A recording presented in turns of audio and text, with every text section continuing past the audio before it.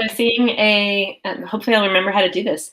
Seeing a presence of a quorum, I'm calling to order this meeting of the Amherst School Committee at 6:32 p.m. on Tuesday, April 27th. And we'll start with roll call. Attendance, please state present when I call your name. Mr. Demling? Demling present. Mr. Harrington? Harrington present. Ms. Lord? Lord present. Ms. Spitzer? Spitzer present. And McDonald present. So we are in order, and we have a couple guests joining us this evening. We have Ms. Sharkus and Dr. Slaughter and Ms. Bernacchia. I hope I pronounced your name correctly, as well as Dr. Morris. So thank you. Our first item on our agenda is to approve the minutes, or review and approve the minutes from February 23rd, as well as March 30th. So for folks watching at home, these are minutes for Amherst School Committee meetings, not joint meetings or other meetings.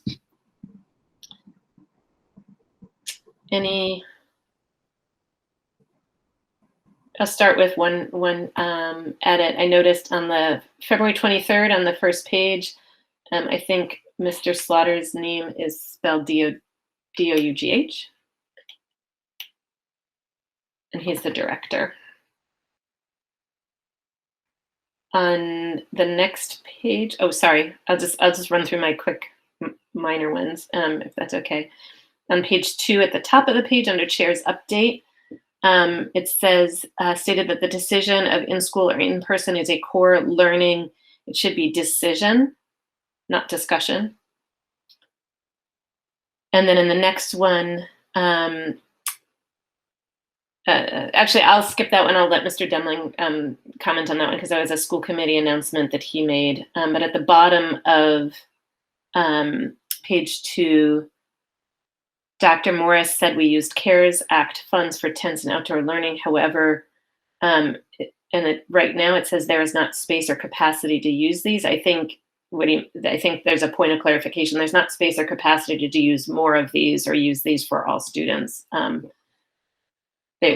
They're set up, the tents are set up and they are usable or will be. So Mr. Demling?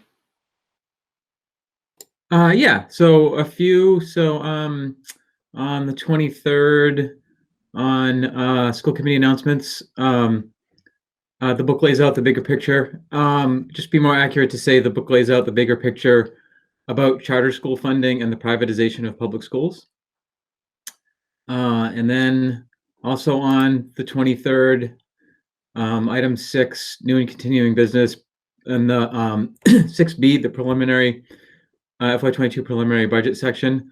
Mr. Demling said the budget is unfortunate. We should aim to support level funding. I think I said level services. And then last one, on the sentence about one impact of the budget is having an increase. I think that the concept there is that an impact of having 1 to 1.5% increases each year is having to repeatedly cut level services. I think was the idea that was trying to get across there. That's all I had there. So, and then next page, page 3, in item D, it's sort of near the top. It's the line starts with siblings in the program ? And then the next sentence, it should be our perspective is continuing to maintain high levels.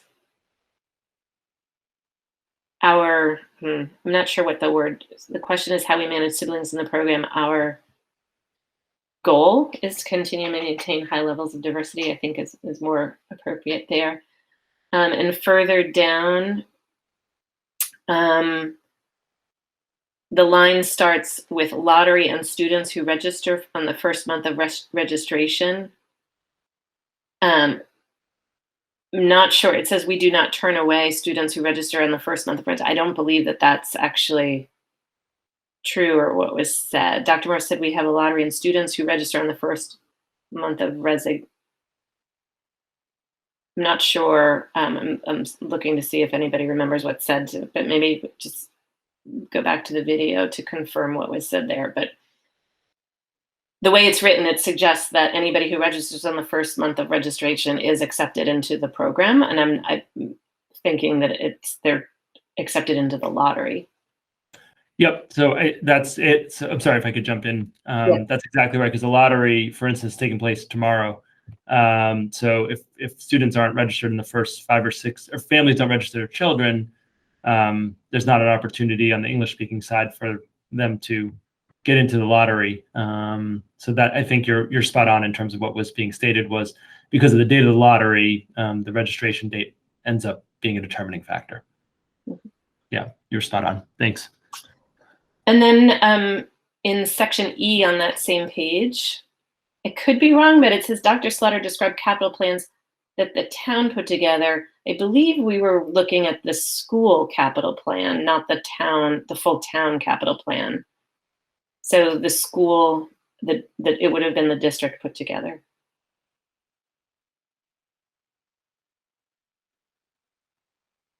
Ms. Spitzer?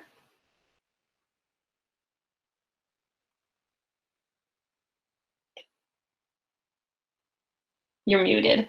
Sorry, it's been one of those days. Okay, so are you talking about the JCPC update section? Because I had an edit for section D on page 3 of the 30th minutes, where it said. Sorry, I was still on the 23rd. Oh, okay. So, but we can, if nobody has anything more on the 23rd, we can move on to the 30th. Does that work? Okay, go ahead. So here it reads, Ms. Spitzer added that we request hybrid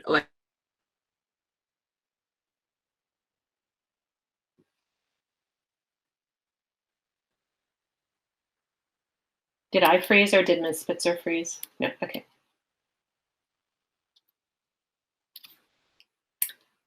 While we're waiting for her Wi-Fi to come back, maybe go back to page 2 of the 30th. There were many public comments discussing the cuts which are not targeting art of specials, but I think it should be which are targeting art and specials. That's in, sorry, page 2, item 7A, on the 1, 2, 3, 4, 5, 5th line. And then in that same section, at the bottom of that paragraph, it says there is also the need for a remote academy. I think the comment was actually more around, there is also the need to discuss a remote academy. And then in the next paragraph, 3rd line from the bottom, Ms. McDonald asked what potential positions we were also, oh, sorry, no, that is correct. But I think in the next line, it says what positions do not benefit students. I think what that was more assessed what positions do not have a direct impact on students.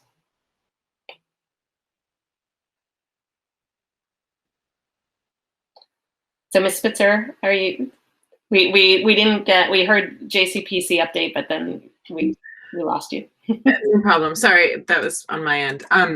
So the sentence reads, Ms. Spitzer added that we request hybrid electric vehicles as the van replacement. And I just want to clarify that it was that the body of the JCPC was going to encourage the district to request electric vehicles. I don't want it to sound like the district was requesting electric vehicles. Thank you. Are there any other edits?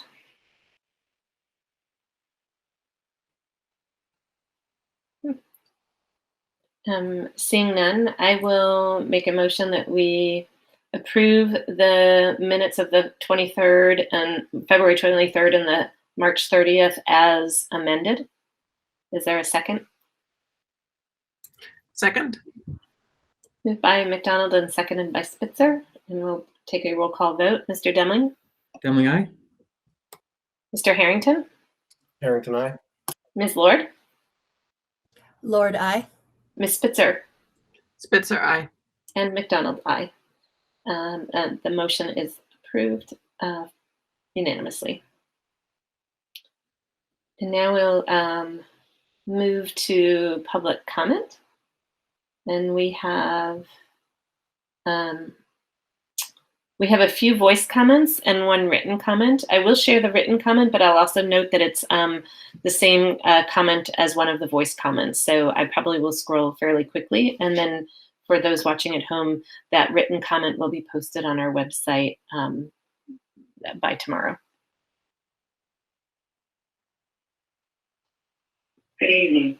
My name is Nika McGee, and I'm a teacher at the middle school and the APA president. I encourage the school committee to fight for the schools our students deserve and to not cut the school budget. There are paraprofessionals that have take-home pay of as little as $14,000, while the superintendent will make $170,000. Our paraprofessionals need a living wage. The school committee just approved a huge pay increase for the superintendent while cutting positions, not filling positions, and to date has refused the cost of living adjustment for educators, using the excuse that there's no money. The town of Amherst is due to receive $11 million in federal funds. The regional schools have $2.9 million in federal funds and have only spent $25,000. Amherst Public Schools received over $2 million additional funds. Where's this money going? Why are we cutting jobs, not filling positions? Much of this federal money comes with the condition that the public and union be involved in how we use these funds. We expect to bargain over these funds and work together with our community to make a better tomorrow for our students. Thank you. My name is Max Page. I'm a resident of Amherst and a graduate of the Amherst Public Schools, and all three of my children belong to the Amherst Public Schools. I'm also the vice president of the Massachusetts Teachers Association. I just wanted to leave a comment to make sure that as the budget is being developed and as cuts are being, dangerous cuts, destructive cuts are being considered, that we are, the school committee, Amherst, but also the Amherst Regional School Committee, are fully accounting for significant funds coming in from the federal government. Amherst schools themselves are getting about $1.5 million, and the regional schools are getting close to $1.7 million, and the town of Amherst will be getting about $11 million, which can also be used for the schools. So I want to urge that before any kind of destructive cuts take place, that we actually pause, wait for that money to arrive, which will be very, very soon, and adequately involve those in the budget making process. And of course, also per federal guidance, I hope and expect that the APEA will be fully engaged as in the discussion of how the money will be spent. That's a requirement by federal guidance. So very much looking forward that we use this full federal money to truly fully fund our public schools, as we all want, and that we not rush to make budgets that are harmful to our schools. Thanks. Hi, my name is Kathleen Trapp-Hagan, and I live in Amherst. I did write you my comments, so I'm just going to summarize it here. This is for the meeting April 27th, 2021. 3 quick things. Calling on you to understand that not all employees of the district are making a living wage, yet we say we are a system dedicated to social justice. The wage table for paraprofessionals starts at $13.04 per hour for a general para and $16.13 for a para educator, yet according to MIT and the Living Wage Project, $17.74 is a living wage for Massachusetts. Please look at this, rectify this for next year in the bargaining process, ask the district for information about how many employees are currently earning less than a living wage, share that information publicly, and grant a minimum of a 2% cost of living increase now for September 2021 start for all employees, or minimally employees that are earning below or close to the living wage. Start meeting in person so that we can talk to you, and please increase your transparency. It is extremely difficult to find the minutes, the comments, your schedule, and how to submit these comments. Try looking for it yourself on the web. Pretend you don't know where it is and see how you do. Thanks again for all you do. Goodbye.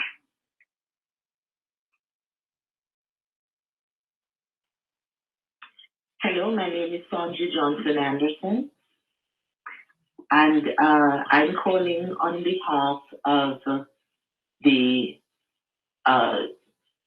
staff in the school district who feel or who are not being paid enough, and it was brought to my attention and the attention of other members of the community that the school committee is refusing to afford the staff a cost of living increase, and at the same time has increased the pay of the superintendent. My intention is not to necessarily contest the increase of the superintendent, but if the increase of the superintendent has happened, then so too should a cost of living increase be considered and enacted for the staff. People understandably are going through quite a lot, as I know that you are aware, during these hard times imposed by the coronavirus pandemic. And so I would respectfully ask the school committee to consider the difficulty and the hardship that people who work in the school district must face. You are more informed about what they make than I am, and they are appealing and are asking you to think about them and to make this happen for them. And certainly if you can make it happen for the superintendent, who I'm sure is handsomely paid, then please consider it for the other members of staff who are very much less so, and who also have family demands and bills to pay and things to take care of in their lives, as do we all. Again, please consider this, and thank you for listening to this message, and thank you also for considering this very, very important, consequential issue. Good day. Hello, good afternoon. My name is Carol Bailey and I live in Amherst. I am calling in support of Amherst Regional School District workers. And I just want to leave a few points, asking not to cut staff positions, not to cut essential position programs for students, and we know what those are, especially the arts, which are usually the first to go. Please fund the cost of living adjustment for the staff, so that they can have literally livable wages. And transparency in hiring practices is something that I think the town of Amherst values, at least rhetorically, and we'd love to see that in action. Let's just be creative and open with funding, and so that people can see where else money can be found in the budget, so that the staffing can be done in a way that's meaningful for the students. We're all here to support the school committee. We're all here to support the teachers, the administrators, and above all else, the students, because that's why everybody else exists. So I look forward to more conversations, and thank you for taking my call. Bye-bye.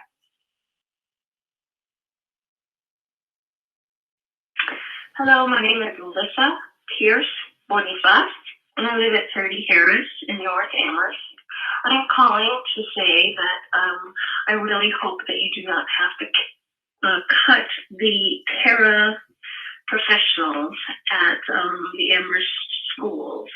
I am a coordinator of English as a second language at the Pioneer Valley Performing Arts Charter School, and I know how much this year we have depended on paras to be there in the school working with the groups of students that needed to be in class in order to pay attention. And those parents have been exceptional and have really put themselves at risk to be there for our kids. And I think the last thing we should do for them right now is cut their salaries down. They already make so little. They barely make minimum wage. When you look at something like our bloated police budget, where there are 2 police officer positions that have not been filled, that money could easily be put into the schools and would really show the Amherst community where our priorities are. If you have any further questions, please feel free to respond back to me, but I hope that you reconsider cutting the salaries of the parents and instead giving high administration cost of living increases. Thank you.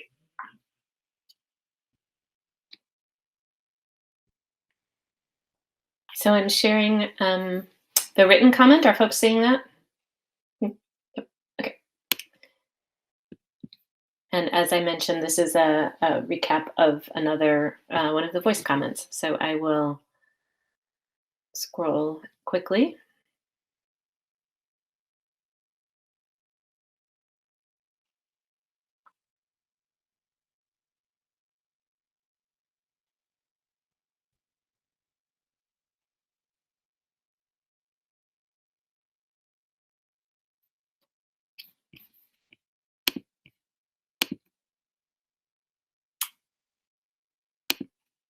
Okay. And as I mentioned, that the public comment document will be posted and shared on the website no later than tomorrow. Right, actually, I shouldn't say by tomorrow. I'm now going to turn it over. Next up is the superintendent's update, so I'll turn it over to Dr. Morris for that. Yep, and I've got a couple quick ones for you. First is good news that we received word that the current plan where the federal government has supported us to offer free meals this year to all students is going to be extended into next year. So that's outstanding news. It's certainly increased participation, and it has multiple positive benefits. We're deeply appreciative of that support, and we're certainly going to be part of that program to make sure that our meals continue to be free for the full academic year coming. Just a shout out to the food service staff. They did meals on Monday last week, which was a state holiday, but they still did it to make sure that there were meals for families, and over 900 meals were served Monday to support food scarcity for our families. And that was for families who were in, whether they're in remote settings or they were not. It was break week, and it really helped out many, many families with a lot of active meals picked up on Monday. So thank you to them. This is not on the agenda, so I wanted to put it here, but we'll talk a lot about in-person, how in-person's going, but I want to give a shout out again to the virtual staff members, teachers, paraeducators, other folks who are doing a great job. Not only are they continuing in a remote setting, a lot of the focus was on the health and safety pieces of in-person, but they're also were really well managed, mixing students from different schools coming together. One I heard today from one of the principals is a class that's Wildwood and Fort River, and they've named their class Riverwood. They're trying to make shirts, and just the teachers have really facilitated incredible new connections at a difficult time to create them, especially online. So I want to thank the remote staff for just their work. I know the attention, rightfully, because of the change, has gone on to the in-person, but I think it's worth mentioning them at this point, and thank you for that.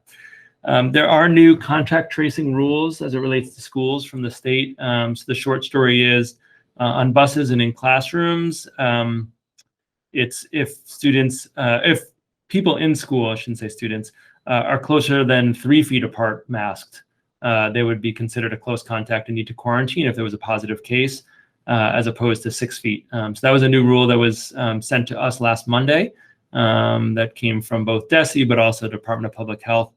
So that is shifting things a bit. I mean, it really, frankly, minimizes how many close contacts there'd be. 3 feet's pretty close. I was talking to the administrative team today about this. 3 feet's pretty close in normal times. In COVID times, 3 feet's really close. So in terms of quarantining and things like that that would have an impact on that. But that was a new rule that came out last week. Fort River principal search. So there's been 2 interviews to date. They're all week this week, Monday through Thursday, 5 o'clock. 4 finalists. Thank you to the search committee and the interview committee. Watched the first 2. I thought they were both did really well in the interview. We'll be collecting feedback from members of the community who watch those. The nice thing is they're done through the YouTube piece, the StreamYard, so that if people miss it, but they want to watch it, that same YouTube link that they were emailed is automatically records and it's accessible. So, people are like, oh, I saw 2, but I missed the 3rd one because I was busy at 5 o'clock. They could access it anytime, which is, we talk about silver linings of this whole situation. One is just how much it matters that people don't have to access things live, that there's an opportunity for people to be able to see things immediately. They don't have to wait till it records the next day or 2 days later. They could go on right now, and if we're not as interesting as the Fort River candidate tonight, they could choose to watch the Fort River candidate, and that just ended about 45 minutes ago. So thanks to Doreen Cunningham and others for the tremendous work on that. We finished the town offered their 4th and final vaccine clinic for school staff. It was not well attended, which is honestly a good sign. It meant that school staff members who wanted to have a shot, I think at this point have had opportunities, both through the typical system, but through the town and the collaboration that we have with the town. So, that feels good that we've been able to, it's April 27th. I don't know if 6 months ago we would say, oh, at this point, everyone who wanted a shot at least has one and probably has both, right? So that's a really positive development. I can't say that everyone's gotten a shot, right, if we don't ask that question. But, I will put my personal public health hat on and just say vaccines are going to be critical for getting our schools back to normal. And that's not just for school staff, it's for the larger community as well. I was really pleased to see vaccine hesitancy is lowest in Massachusetts compared to every other state in the country. If you've seen that CDC map, it's pretty interesting. 10 of the 11 lowest counties, lowest being lowest hesitancy, are in Massachusetts in the whole country. So that's optimistic. I'm getting a little concerned because it seems like supply and demand are evening out, and hopefully that's because supply has increased significantly, but I'm pro-vaccine, I'll put it that way, and it's making a difference for us already. Shannon's going to talk a little later about the grants we got. We've gotten a tremendous number of small grants this year that are not on her presentation. We got another one last week. We got a small grant for Fort River Elementary from Mobile Heated Cabinet for food service, $2,901, and we've done a remarkable job. Shannon in particular has done a remarkable job of finding small pockets of money that are helping us, and this is just another example. So I want to give Shannon a shout out as well for all the tremendous work that happens. That it doesn't seem like a lot, but these small grants really do add up. Final update is a lot of things about beautification of the schools. So we have tents up at the elementary level. So facilities folks got that up last week, which was good because we had some windy days. So it's probably good we waited a little bit to get those up, but that's great. We have a mural project at Fort River right now to celebrate cultural and linguistic diversity. A group of students are working and taking the lead in the design phase. That'll be worked on this spring. Beautiful mural is put up in Crocker Farm as well, while the schools were closed by a Crocker Farm and Amherst Regional High School graduate. So, while the schools, have been opening, we've been doing lots of things inside and out to improve the aesthetics in our school buildings. And that is my update. And I want to note publicly, I am ending exactly on time. There may be questions, but I just want to note that 7 o'clock is when I was supposed to be done, and I'm done at 7 o'clock. That wasn't to discourage questions. Just saying it out loud. Nice.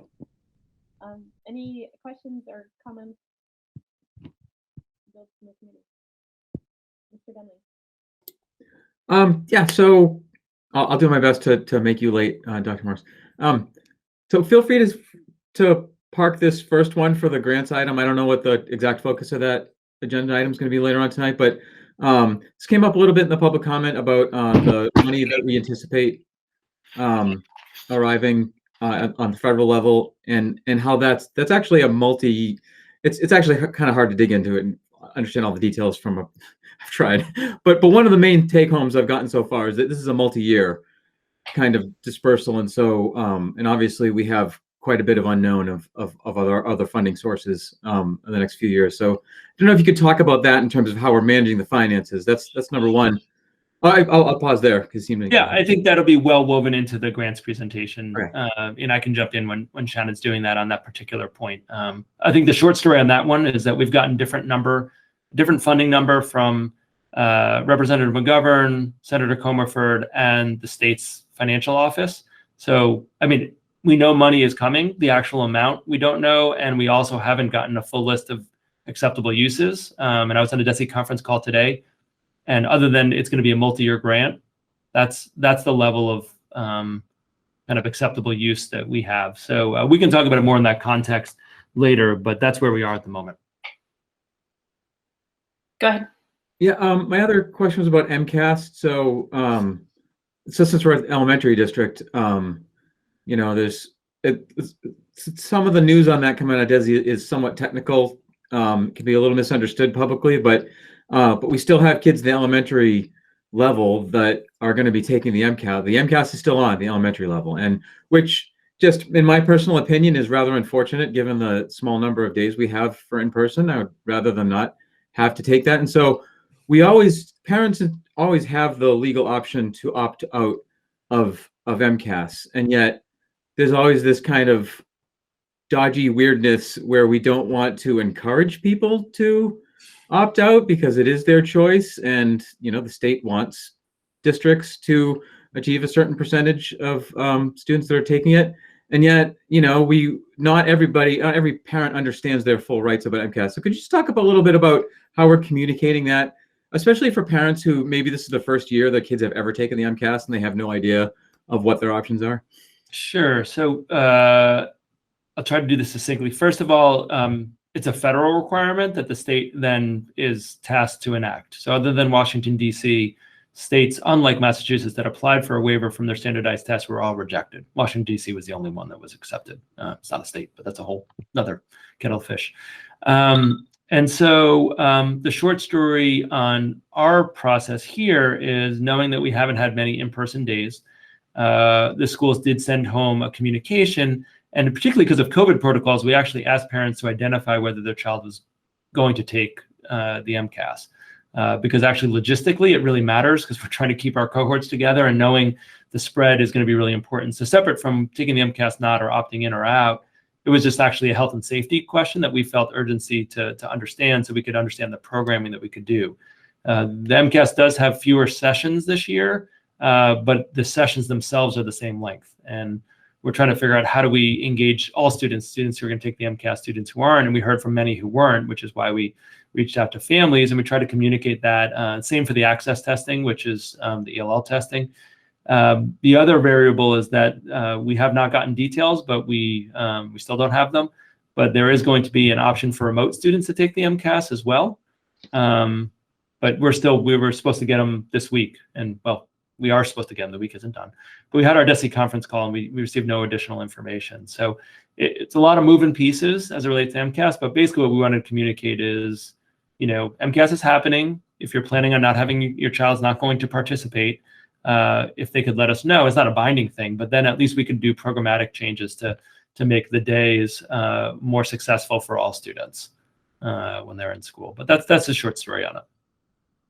And the participation rate we're supposed to hit for MCAS is 90%. We're certainly, based on the feedback I'm getting from those surveys, we're not going to hit 90% this year, but there's no accountability. The challenge is it's a 2-year average of participation rate, so it's undetermined how that'll influence next year when this year potentially would be included. We asked that on the DESE conference call, and rightfully they said we're not there yet in terms of figuring out what we're going to do with that because they anticipate a lower participation rate statewide. Ms. Spitzer. Just a point of clarification. I have a comment about something else, but directly related to this MCAS. As an elementary school parent, I haven't received any communication about the MCAS. I'm going through my emails right now looking for it. So are you saying that there's already been a communication to parents about that? There may be one school that it's about to go out. Okay. So it may not have gone out at every school, but I know some of the schools got it out before the break, and some I think were just finishing up their communication right after. That's fine. I just wanted to clarify. And it would only be for MCAS grade level. So that's the other thing worth noting. I'm not speaking to you specifically, Ms. Spitzer, but if you have a kindergartner, you're not going to get, or a second grader, you're not going to receive an email because MCAS doesn't start till 3rd grade. Right. I do have an MCAS student, so I'll be on the lookout. My other question is sort of, maybe it's more agenda planning, but I just, with the food service, and we're talking about grants today, but I feel like the food service piece of the budget is kind of this black box that we don't fully understand. And I'm really excited to hear that we're going to be continuing the free meals in the future. But I know back when Mr. Mangano was here, we often talked about how it was beneficial for us to have increasing utilization of the program, and there were issues around bringing the program back in, like the food preparation back in house. I'm just curious about kind of how. I'm assuming it's positive for the budget as well for the school program to have this change where we're going to be able to continue the free lunch program, but it's. I'm not sure where to look to see, how that actually works out. And so potentially it might be down the road, not urgent at all, but to get a better understanding of how that's going to work, given this change from kind of a program where some kids were getting free and reduced lunch into a program now where all of our students have the option of receiving free lunch. Yeah, I think that'd be a great topic. We can talk about it when we talk about upcoming topics. If that's something committee would want an update on, which sounds like it, a lot of nodding heads, then we could certainly slot it in. Okay. Any other questions for Dr. Morris? Not seeing any. Okay. So next up, well, we only added 8 minutes to your time there, so that's good. So next up is the chair's update, and I do have a sort of a brief update. Both kind of in response to some of the things that we heard in the public comment. But first off, this has actually been in the works for a little while. So just bringing it up now, which is we are working on getting a new tool called, I think it's called Board Docs, which is a website and tool for sharing and publicizing and sharing with the community as well as with ourselves, our agendas, presentations, and packets, meeting minutes, as well as calendars and the like. So one central source that I had a preview of it probably a month or 2 months ago, and it's really intuitive for navigating and finding your way around for a school committee document. So that, I think, Dr. Morris, you mentioned is probably within the next month or 2 months that we'll be transitioning to that, and actually using that live during our meetings to a certain extent. So so that's coming. The other thing that I want to acknowledge, and this is actually related to the business of another school committee that all of us sit on, but I will sort of, because some of this is generally public information, just to clarify, this superintendent contract that was recently signed as an extension does not include any change in salary for the superintendent. I think that's, we talked about that, or the regional school committee in Union 26 talked about that during that vote. The increase that the superintendent is getting in his salary was part of the prior contract negotiations and was already in the existing contract. And so had we, even without an extension, that increase would have been happening. So there was no new change. The other thing too is that just to note that the regional school committee, for those that have been tracking the business of that committee, did receive a request from the APEA for a cost of living increase. I believe it was 2%. And to date, the regional school committee has not refused. The refusal is not for any COLA. It's for the specific request that was made. The other thing to note is that any cost of living increase or any other wage increase discussions are not typically done through public comments and sort of public discussion. They need to be a part of negotiations, and those have not started. And just for the public that's watching at home, the regional school committee is meeting next week. The agenda has not been posted yet. So I just wanted to sort of share those points of clarification, though they do pertain to the business of another school committee. Are there any questions or adds? I think our next item is school committee announcements, so I will turn it over and look to see if anybody has an announcement they would like to share. Mr. Demling. Yeah, I was fortunate to be able to attend a webinar recently from a new activist grassroots organization at the state level called Massachusetts Pilot Action. You can find them on facebook.com/pilot action, or if you just Google Massachusetts Pilot Action. And basically, this is a group of citizens and town councilors and city councilors and state reps who are trying to advance some legislation in regards to pilot, and pilot being payment in lieu of taxes, but applies to a number of different organizations. But the focus of this particular group is for higher education, private higher education organizations, colleges in towns, and what they're and the way in which they financially support towns and their local public schools in particular.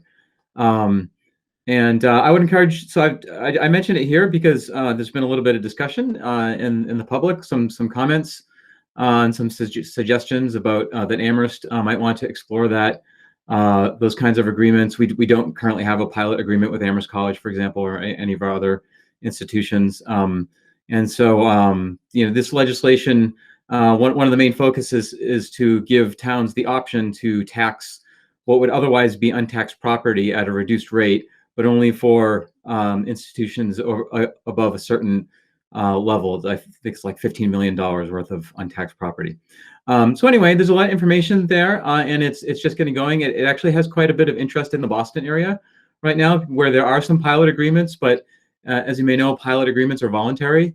And so if an institution decides it can't or doesn't want to honor an agreement, it doesn't have to. And so this would give towns the opportunity to create something more formal and required. So it's an interesting topic that relates to a number of different things here. And just because it's gaining traction and has Boston level support, as well as a number of state reps, it's something I thought I would mention here: Mass Pilot Action. Thank you. Any other announcements from the committee?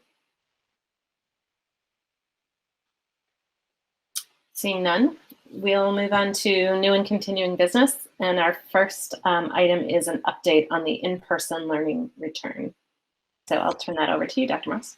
Sure. And I want to start because I think it's the best way to encapsulate what I'm going to say. There's a professor I follow a lot. Her name's Dr. Watson. She works at City College of New York. And she said one of the goals that we should be having is to normalize being happy without saying but, despite, or but.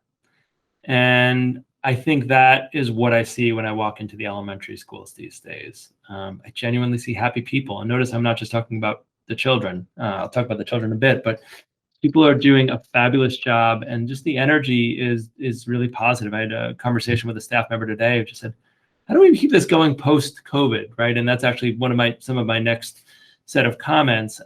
So quick feedback. Thank you for allowing us to phase in. I know that wasn't everybody's favorite topic of having the K-2 come first and the 3 to 6. Having heard from principals, but also seeing it live, it mattered. It mattered from all the logistics like transportation.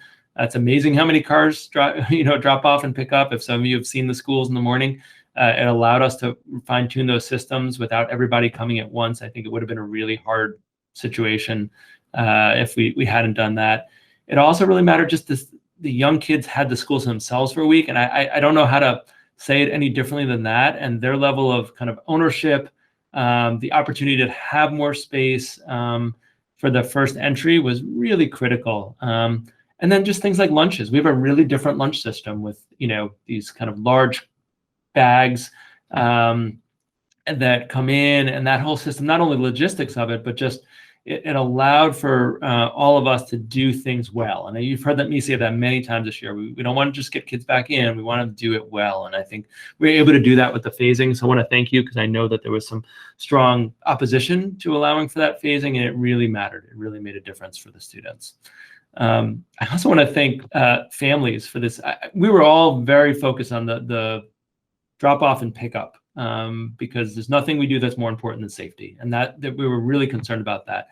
And, we have some staggered times for drop off and pickup. And it's been amazing how wonderfully families have understood the process, understood where to go, understood what to do if, you know, a car in front of them is taking a long time. Like really, really great. And that's because of the great planning of our school teams, but families have been absolutely outstanding at understanding the limitations that we have in our COVID environment. So I want to thank everyone, and not most of all, but someone you wouldn't necessarily expect, the DPW has come. They literally did traffic management 101 with our principals and us. And they added stanchions, I think they're called. They donated a number of those that you would usually see at like a large event, just so that there's a separation between cars and kids. And that's particular to Wildwood and Fort River and their setup. But it has been great. And we got more the other day at Wildwood, and it's even better now. Just it offers more coverage. So, you know, we are not traffic experts. That's not what any of us, you know, got trained to do as educators. And it's been great to have the DPW support. They redrew or repainted arrows and signage at all the sites so that it's really clear. So, you know, those things really matter. And we were really concerned about safety, and I think it's gotten smoother than we perhaps were concerned about.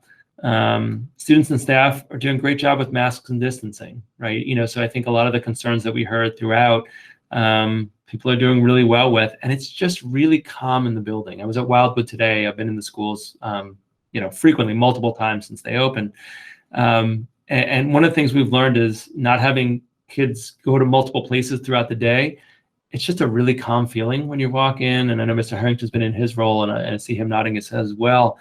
There's something about desks and distancing. Yes, it's for COVID, but it's working for some other reasons that we're going to have to revisit sort of what we want to do. We still want students working collaboratively, but we've found ways for them to do that without them sitting on top of each other in the way that we typically thought, okay, 4 kids in this little corner all hunched over the same computer or piece of paper. We have different ways of having students collaborate, and having lunch in the classroom. And I don't want to open this up too wide, but it's really worked for a lot of our students, that the cafeteria wasn't, so for some students, they love the stimuli of that. And for other students, that was a really hard place in terms of the number of students, the noise. And I'm not talking about behavior. I'm just saying you walk in and it's a physically large space. And that's been really just working well. And you know, you go in and it's just a very calm feeling as you walk through the school and walk in classrooms. You know, we have students who struggle, not just with stimuli of the CAF, but just all the movement and the hallway pieces. And without that, we're able to be more focused. Outdoor learning is going on. As I mentioned, tents are up.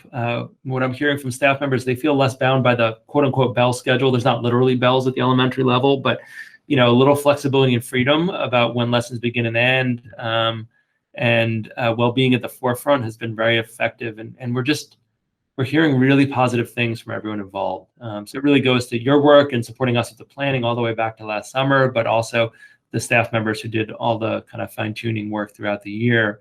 And one other thing we noticed is we've staggered recesses throughout the day. And I mentioned this because these all may seem like small things, but they're not to the life of a child.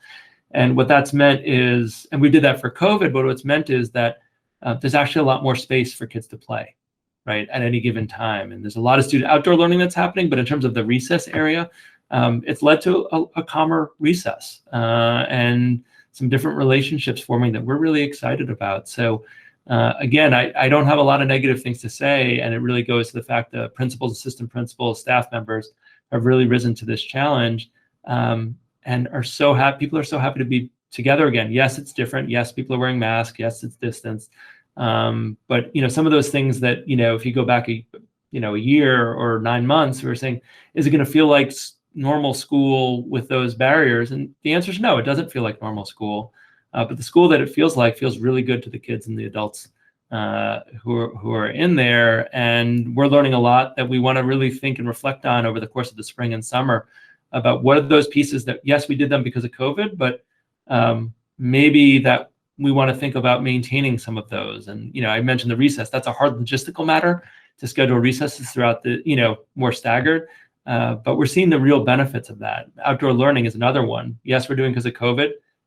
Is it good for all kids to be doing some outdoor learning, you know, consistently? Yeah, we're finding out that's a really good thing with the weather permitting. So, you know, we're trying to look at this and I'm highlighting in some of these areas that we want to keep on considering and viewing. And as COVID, hopefully knock on wood, continues to go the trend that we're seeing in Massachusetts, as vaccinations are going up and other things are going up, and the bad numbers are going down. We hope that continues. We don't want to lose some of the positive energy and learning that we're doing now about ourselves as school communities. So it's really kudos to everyone involved. The logistics are large, but we're seeing students return, and for some of our fears of return, in terms of social emotional capacity, we're seeing that those needs are being taken care of by the talented professionals in our schools, that we're not seeing, the level of disruptions that, I think everyone feared on that. It's not that everyone's doing hunky-dory and that there aren't significant impacts of schools being closed for the length that they are, but I think our staff are really meeting that challenge at the moment and reintegrating students in really wonderful ways. So, I rarely have, almost only positive things to say on agenda topic, because I try to show, but there's not a lot of both sides on this one. It's just been really, really positive experience, and I've really enjoyed being in the schools. And one of my favorite things was Wildwood today. Nick Yaffe volunteers, and he covers recesses and is the happiest part of his day, right? And that's true for all the principals. They're finding ways to really be able to connect with kids, connect with classrooms, and it's very orderly. I know it's a strange word, but we were worried about sort of kids come back, and we're seeing kids in classrooms or kids outside learning, and everyone has adjusted to the routines, which are really different than the prior routines. But the prior routines were also 14 months ago or 13 months ago, right? And I think that's a thing. Actually, a student said that one of the students who started at Wildwood a little bit earlier than the kind of April start, 5th grade, and they were saying, yeah, the routines are different, but I don't even remember what they used to be like. All I know is I've been on a computer for a long time, and kudos to our community for really doing such a good job moving forward with it. So happy to take any questions, but I there's not a lot of negatives that you're going to hear from me, because everyone has done such a fabulous job. That's cool. Thank you for that. I have some questions, but I'll let other committee members. Any questions?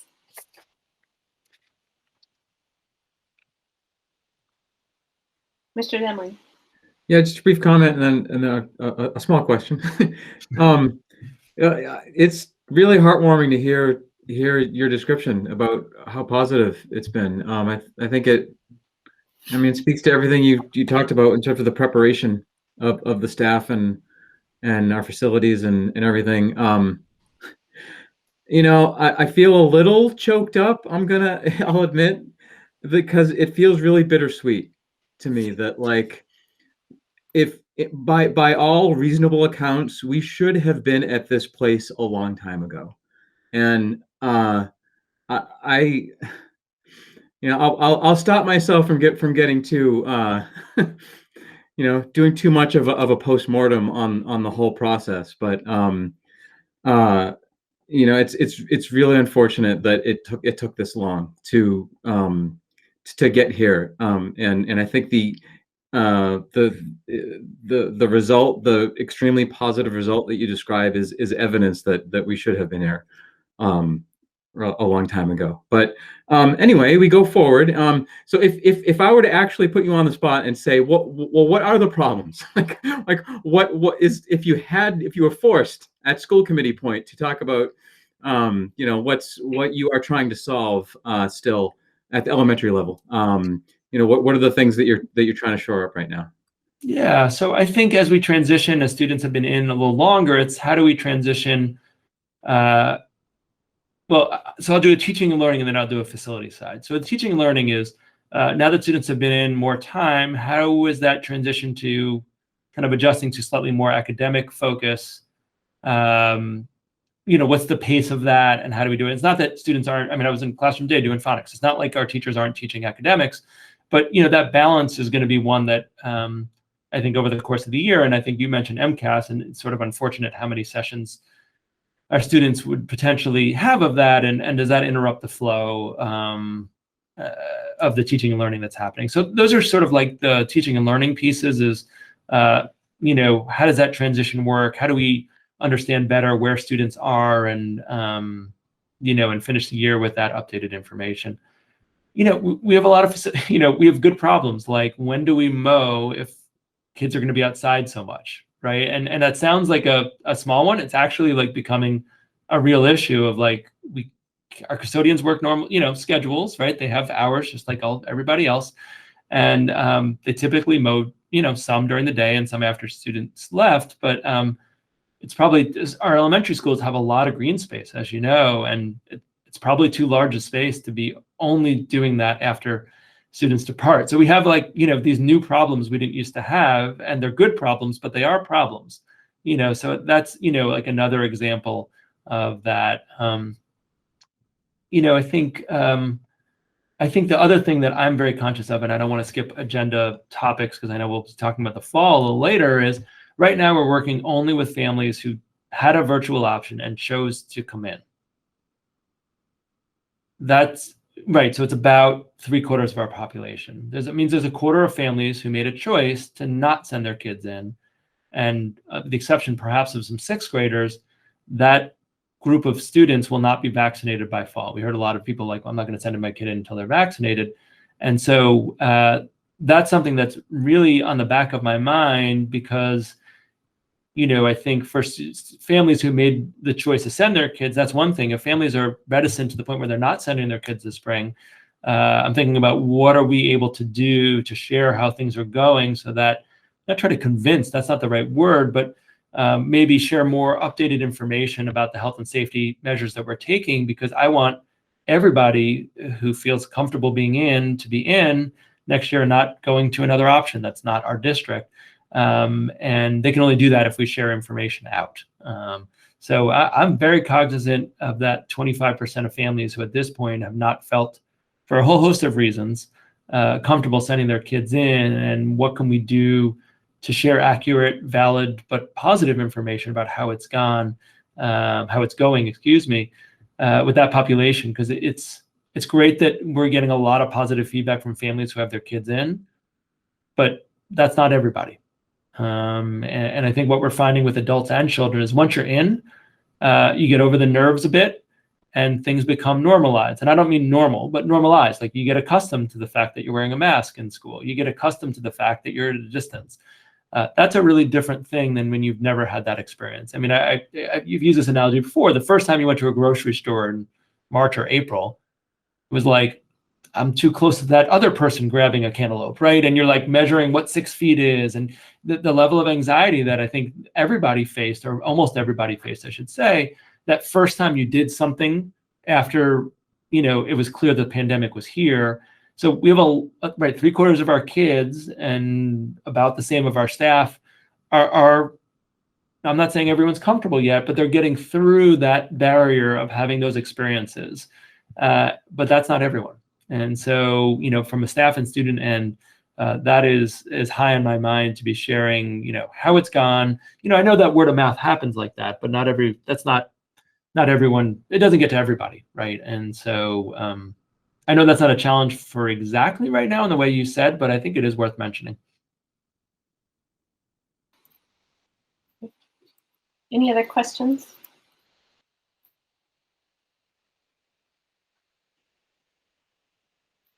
I think Mr. Demling had, his question was very, very similar to mine, so I'm not going to repeat it because I think in your answer you've answered my questions too, which was really more sort of what are the challenges that you see coming. And I just want to also restate, like, I don't have children in the elementary schools any longer, but the number of emails that I've received, both personally and in my school committee account, sort of reporting sort of the joy of the children that have returned to school and the families, has been really impactful. And so I am happy to hear that you're seeing that in the schools. And what also strikes me is just the amount of effort across a whole swath of adults and students across our community, from DPW to facilities to families to food service. The notion that sort of we've all come together to sort of make this happen is really hitting me, and I appreciate sort of that call out. That's great. Any other comments that folks want to add before Ms. Spitzer? Yeah.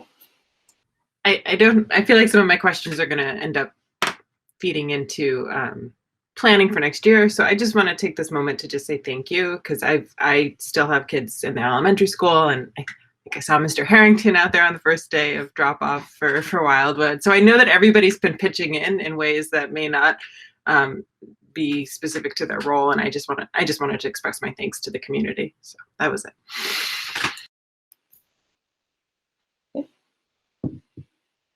So I feel like you had more to update, or was that your full update? I think the next one will really, I'll do more when I get to the fall 2021, because I think that's like the segue, and we didn't set up the agenda, I think, for good reason that way. I think actually having the grants ahead of that will be a really nice segue, because it really relates to what we're thinking about as it relates to fall. So that's all I have for now. I also just want to, sorry, I'll do one more shout out, but I think it really matters. And I put this on social media, I think, a while back. Like, our bus drivers are the first people that many kids see. And I was there that first day, and, I checked in with, I was at Wildwood that first day, and I've been at the other schools. I've been at every school, like, arrival and dismissal, just check it out. And just kids getting off the bus, and the bus drivers did such a fabulous job welcoming, because, you think about getting to school, but that's not actually the first experience many of our kids had, right? The first experience was getting on a bus with the bus driver that may or may not know, might have been the same driver from last year, might have not been, but last year was a long time ago.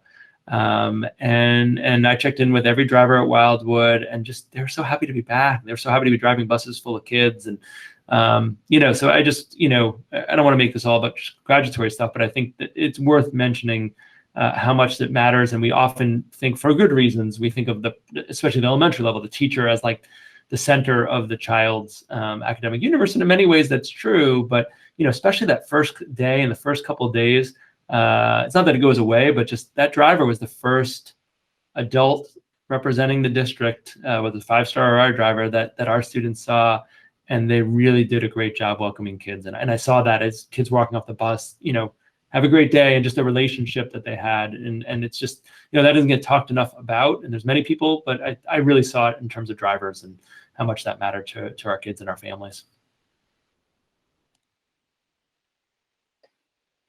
I think that I don't think I've ever enjoyed hearing the bus rumbling down the street as much as I have in recent weeks. So, if there's no other questions or comments, we'll move on to our next item, which is an update on the MSBA elementary school building project. Mr. Harrington, is it okay if I try to run through this topic, and you can add anything that I miss? Yep. Okay. So actually today, it's funny we're having this conversation today, there were interviews for 4 finalists for the owner's project manager.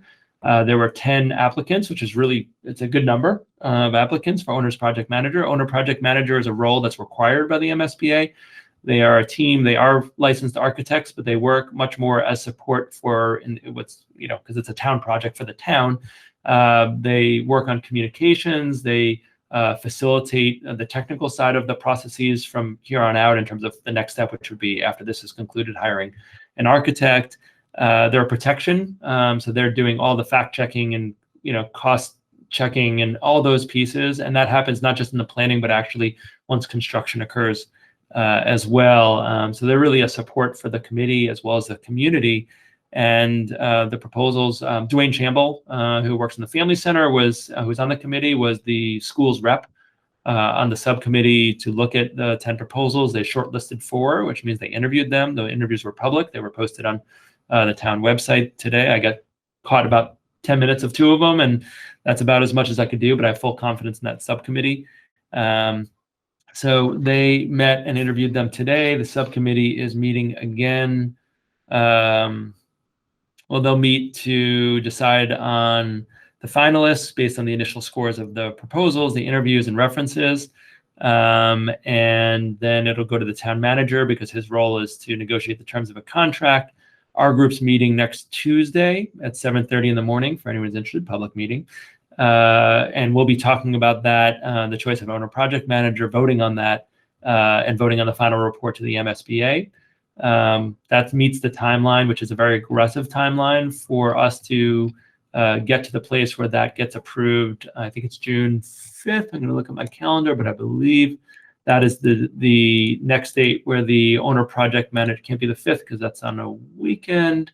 But it is, I believe, that week. And Mr. Harrington, if you remember, you can let me know. But it's the MSBA's subcommittee, not our committee, but the MSBA's that meets, and they have to kind of do their due diligence on our process and selection.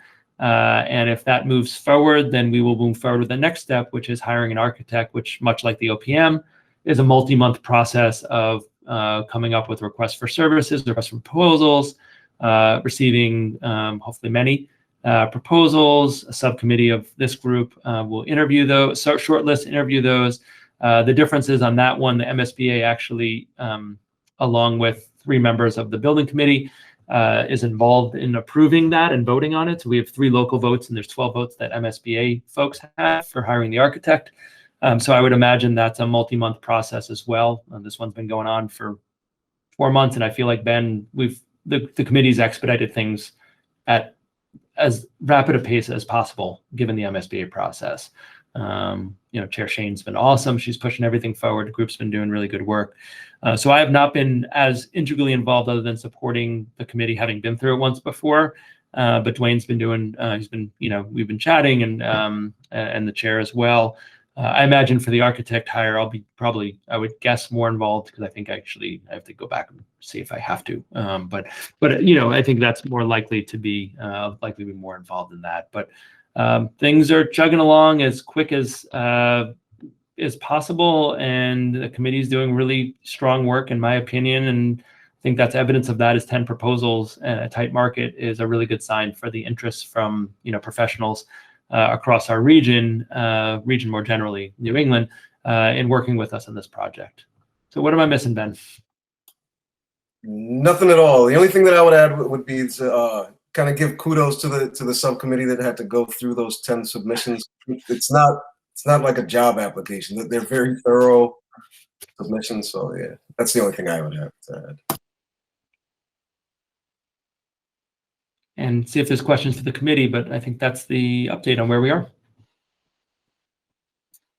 So I did have a question. I over the break had received an email from a community member who's new to town and wanted to find out background information on the project. And I went looking for the beautiful website that I believe Sasha Msba had created for sharing information and creating sort of an archive for folks to look for information on the project. And it's been ported over to the town website. And I feel like we've lost a lot of sort of that richness of information and background there. And I was just wondering if the building committee has plans to look into and to sort of develop a more robust website as a communication tool for the town and the community on that can be, when we created that one, we were modeling after other districts that had MSBA building projects that we thought were really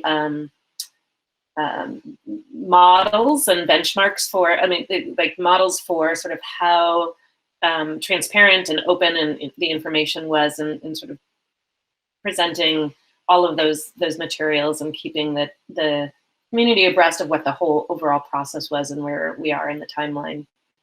So I'm wondering, is there a plan for that to be addressed with the building committee, or sort of what is the conversation that's happening there on that?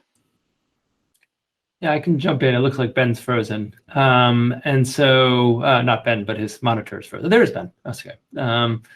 So it has come up, it is a town project, even though we're heavily involved. And I think there was the hope, and Ben, correct me if I'm remembering this wrong, but that the owner project manager could take on some of the communication. I think that was one of the things the committee was really clear on as a priority. I think it was even in the sort of document that they were rating candidates' applications by. So hopefully once that firm gets onboarded, they can take on some of those responsibilities. Is that ringing a bell, Ben?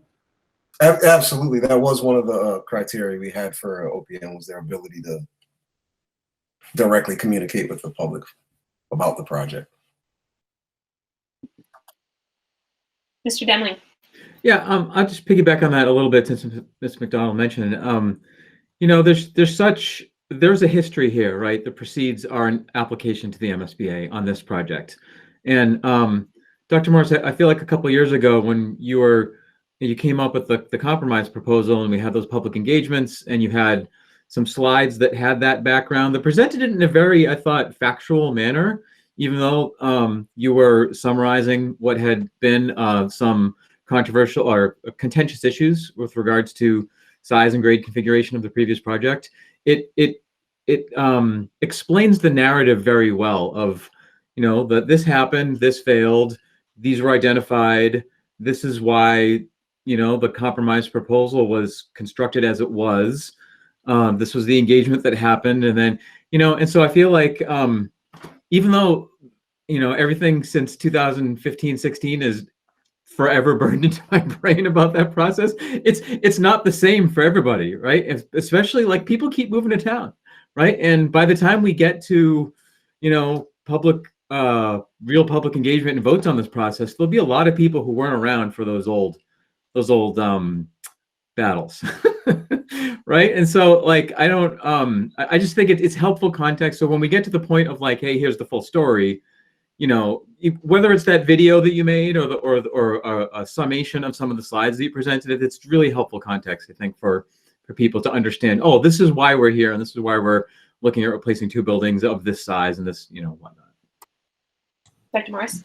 Yeah, so I think that's right. And one of the reasons we've maintained, even though nothing's gone on it for quite a while, on our website, the MSBA statement of interest link on our website is because at least it's a historical record of all the things you mentioned. It has the Bill Logue report, it has the video you mentioned, and I think whenever this gets onboarded, I think that's good feedback for Mr. Harrington and myself to bring back to the committee, because I think you're right.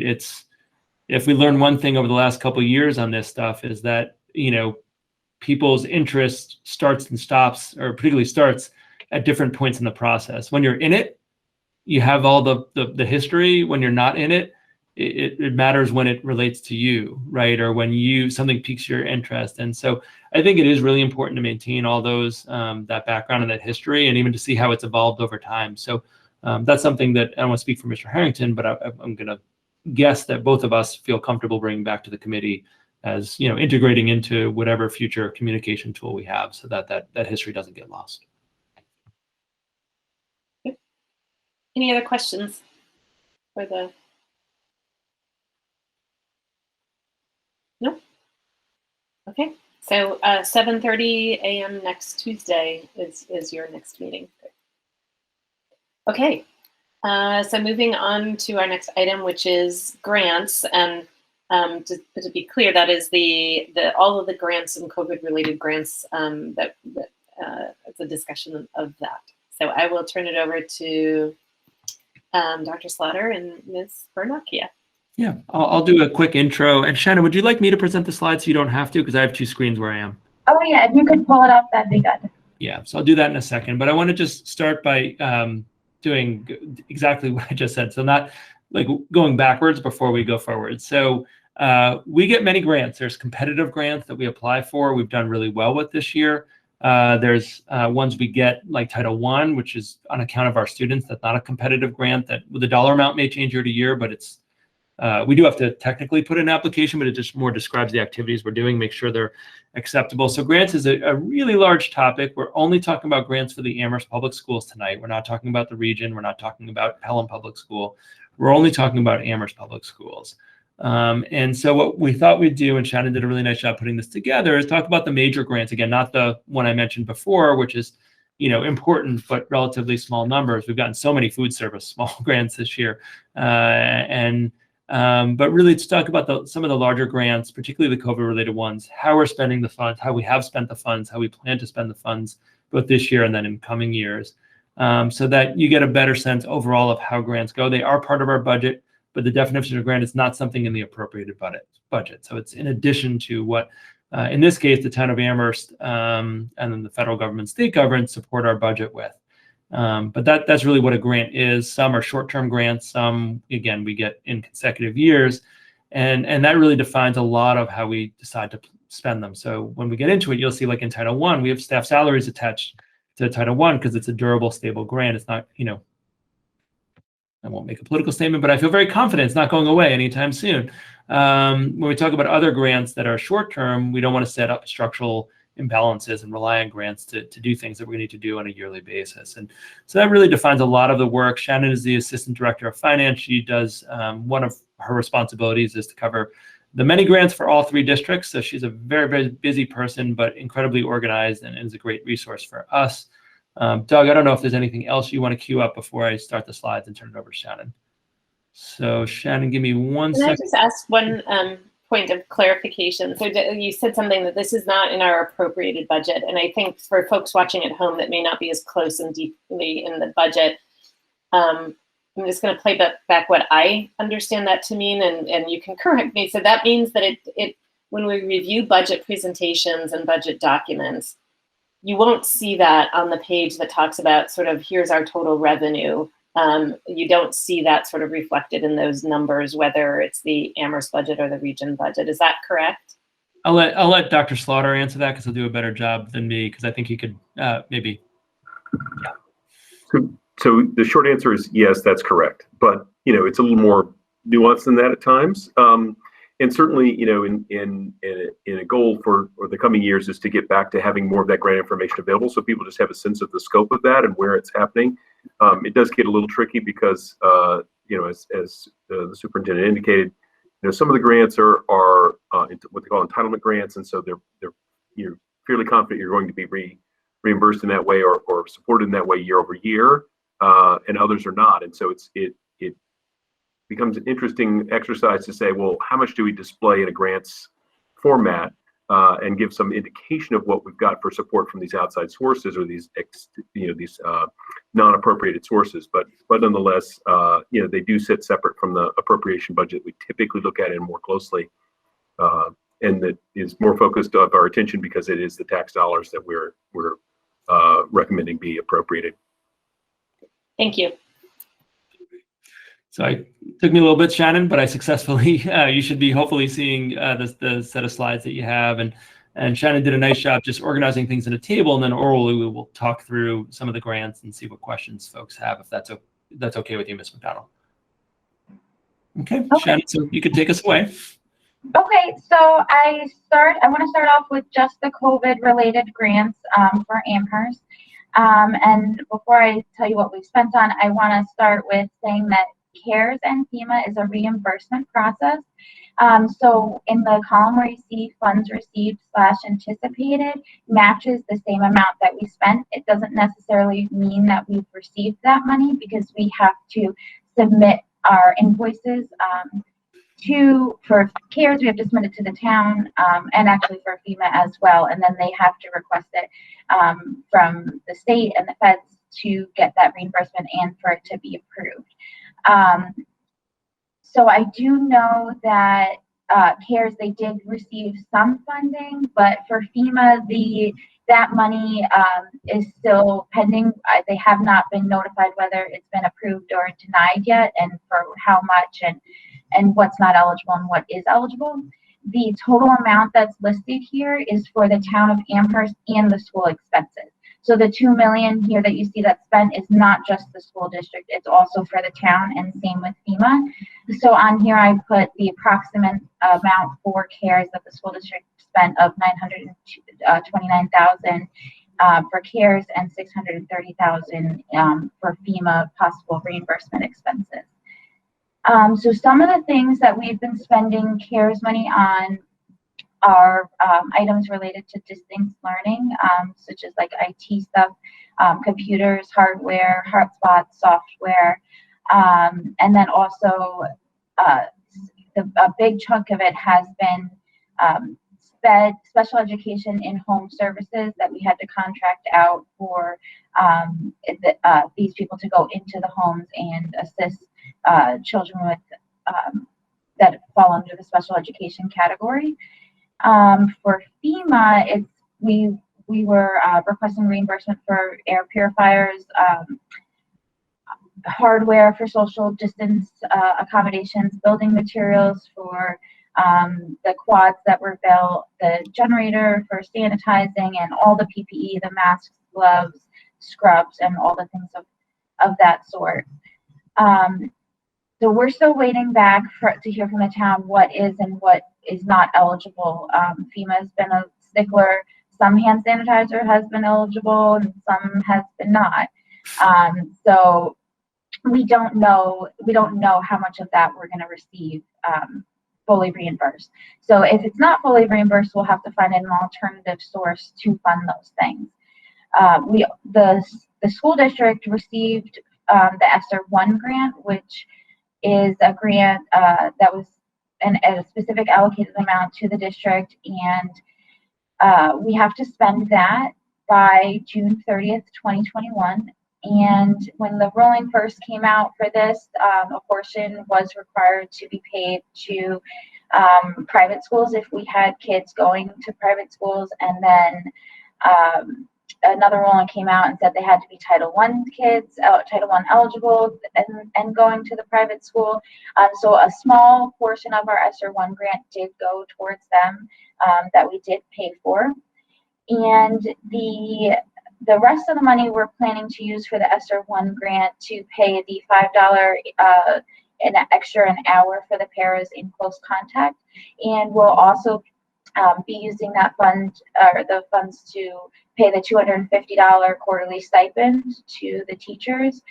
And then we're preserving some of that in case, like I said, the FEMA money, something is not eligible, that we have a backup source to fund that. So that's our ESSER-1, and it's pretty much PPE, anything that we need, the SPED in-home services, hardware, IT, anything COVID related pretty much falls under the eligible for ESSER-1. The ESSER-2 grant is a grant that we're really trying to preserve for FY22 because it goes until June 30th, 2022. So we're really trying not to spend any of that right now and save it for next year instead. And it also has the same guidelines as ESSER-1, with the caveat that $10,000 has to be spent on mental health. Some of the things that we plan on spending that $600,000 would include an infrastructure project, improving ventilation in large spaces for all 3 elementaries in the gym and cafeteria areas. At some point, once we go through the PPE that we've already purchased, we'll have to purchase some more, so we'll utilize some of those funds for that. We're going to continue having the CNAs in the isolation rooms at the elementary level, so we'll hopefully use some of the funding to support that. The teachers and all of the educators are going to have to do some more curriculum work and revise it to adjust for the kids' current skill level. We'll also be planning to use it to cover staffing to cover students' needs differently because of lunches and how the staffing needs work out. There's also some other subscriptions that we'll be renewing that I just saw on an email today that Doug was wondering if we'll be doing about StreamYard. And there's some dividers that we'll be putting up. So needless to say, there's a ton of things that we have planned that fall under the ESSER-2 category that we plan on spending next year. The COVID relief grant, the CVRF grant, is another one that we have, and we use some of that funds to support global online academy training for teachers for distance learning. We also use some of that, a little bit amount for PPE and some IT stuff and ThinkPads. A big bulk of that was for contracted services for special education, in-home services, and some of their evaluations we were able to put on there. The RLTE grant is a technology grant, and we basically just used all of, I believe it was either computers or iPads covered that full $24,000 that was utilized there. The food nutrition, that was just one of the small grants we received for food and supports food services. Nothing too big there. The Corona Relief Grant was something that the state sent to us automatically, and we are, currently has some PPE hooked to it, some disinfecting, some equipment, and for the rest of the year, the CNAs for the isolation rooms, I'm planning to charge to there going forward. So right now, it looks like we have a lot of funding, but it really has been promised away. And until we hear back from FEMA and know how much they're going to reimburse and what's eligible and what's not eligible, we might end up utilizing, you know, the rest of ESSER 1. We definitely will. We might have to use a portion of ESSER 2 depending on what the circumstances are. But FEMA is taking a really long time to get back to us. It's been a couple months, so we'll have to see how that goes. So does anybody have any questions on the COVID related? Shannon, before we go to questions, maybe I'll just mention the bottom point to give you a break, because you're sharing a tremendous amount of really important information. So the ESSER 3 are stimulus funds. As I mentioned before, when Mr. Demling asked about it, we don't have an exact number and we don't have uses. We've seen different things from different legislators, both state and federal. But we do know is that it's a multi-year grant. I believe it's 3 fiscal years that we would have access. And I know that our Department of Education in Massachusetts is pushing the federal government to see if we can have 4. Oh, sorry, Shannon. But to have an additional year. So we don't know how much money we're getting. We're not clear on uses at the current time. And, you know, we imagine this is the last of the stimulus grants to come to education. So at this point, we want to be a little cautious about what we know, what we don't know, and also that we don't know what the future holds, and being aware of that. Shannon, I'm sorry, I think you're not able to hear me. Is that what you said?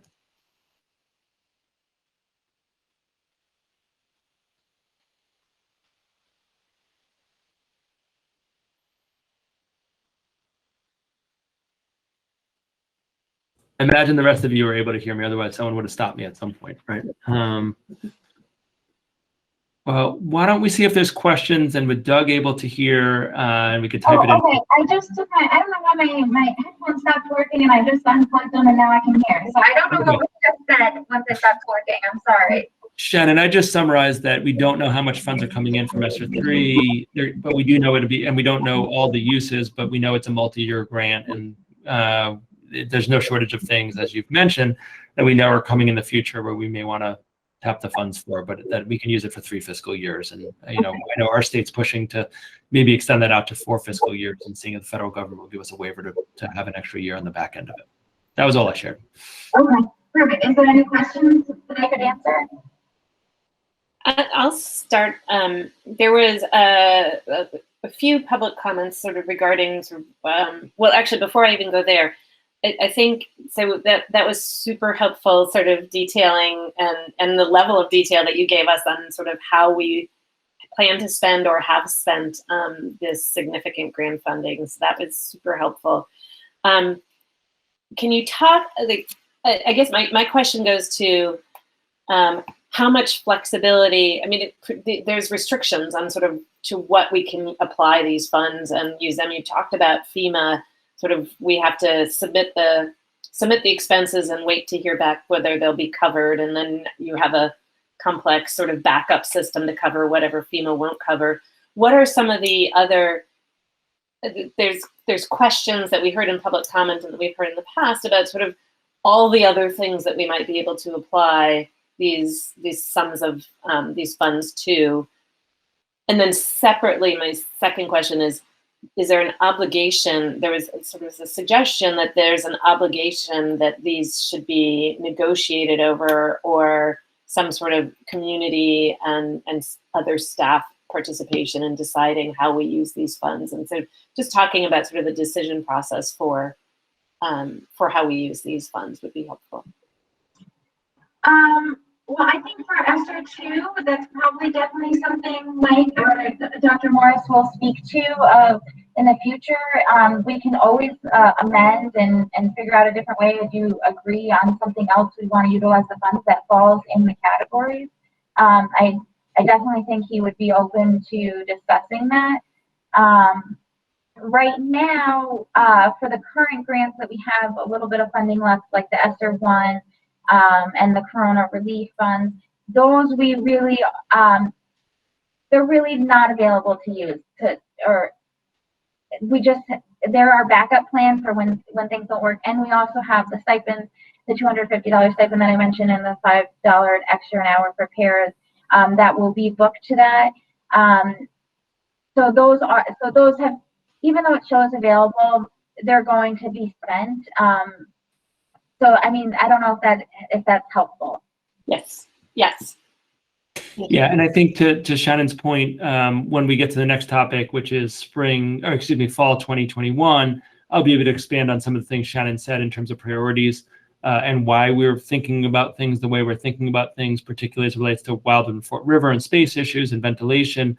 Those are things that from a health and safety perspective, unless the community has really changed its tune, which I don't believe it has, we're going to continue to care about health and safety, and that COVID won't be eradicated by fall.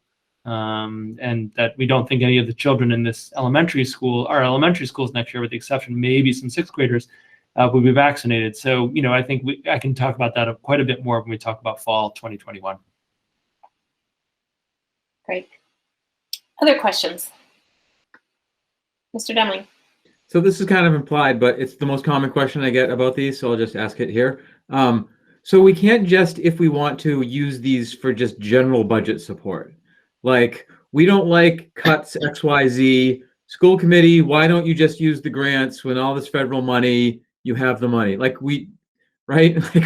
I mean, that's the logical implication from these have restrictions and uses that we have to get approved. But we can't just say, okay, we've heard loud enough, we're not going to cut this because we're going to take the money from, we don't have the legal authority to just use it for whatever we want to. Is that correct?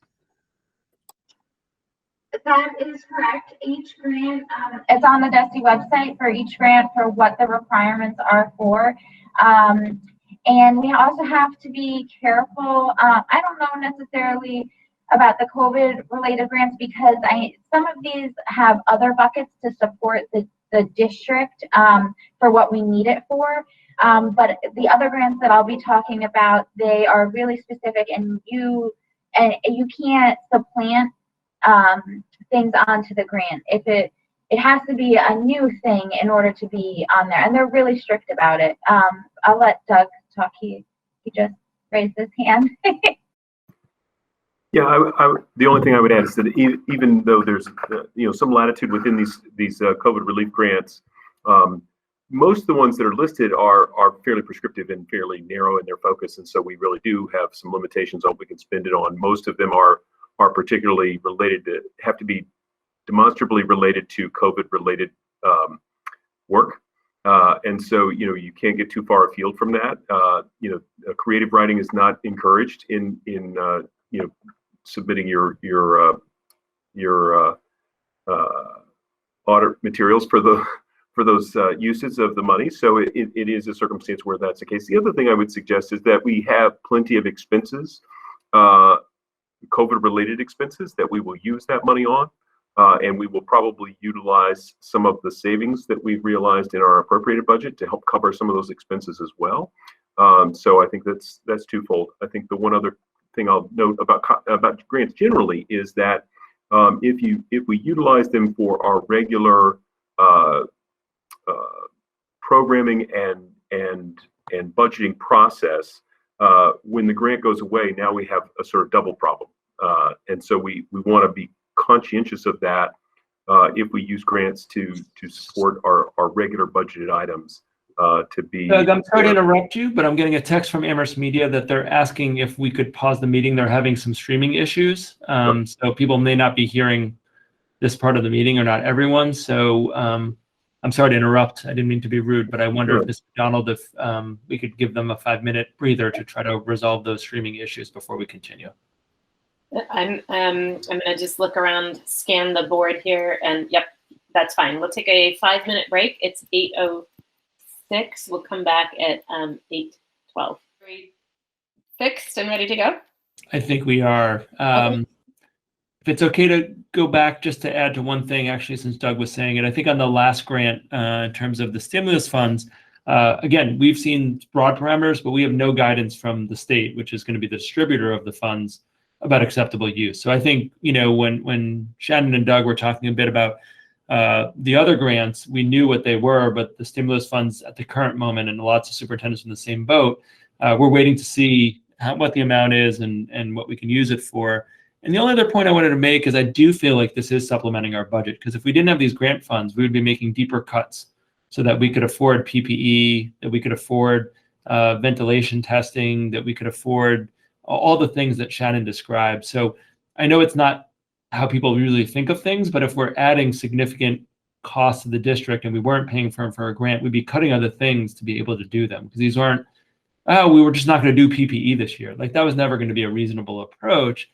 So, you know, I think I just think it's a little more nuanced, and I'm not suggesting that you don't know this, Ms. McDonald, that, you know, we could just use these for budget cuts. It's, well, if we didn't do the budget cuts, we'd still have to pay for this other stuff, and the money has to come from somewhere. So, you know, I think it's a zero-sum game. We're getting this additional money. We're using it as intended, the money that we received to date. We're using it as intended. And for the new money that is coming in, we don't have all the details yet on how it can be spent. Or even how to access it at this point, frankly. And, you know, it's not come up to me through DESE any information about this, or that it's super imminent. Yeah. And I think that gets back to my question sort of before we dove into the presentation, which is, I think the community loses sight of that because we don't see those expenses either in that sort of budget presentation. So it's natural, I think, in many ways to assume that, oh, well, why can't we use these? Because we not only do we not see in that document how much money we're bringing in, which I just did a quick sort of adding, and forgive my math, but it's like $2.5 million in total, right? At least, and that's not insignificant. And yet that those expenses, that, you know, close to $2 million so far, is not even showing up in that document of sort of our spending to date either. So I think it's natural for the community to sort of ask those questions. So this presentation is super, super helpful. Ms. Spitzer, you've had your hand up for a while.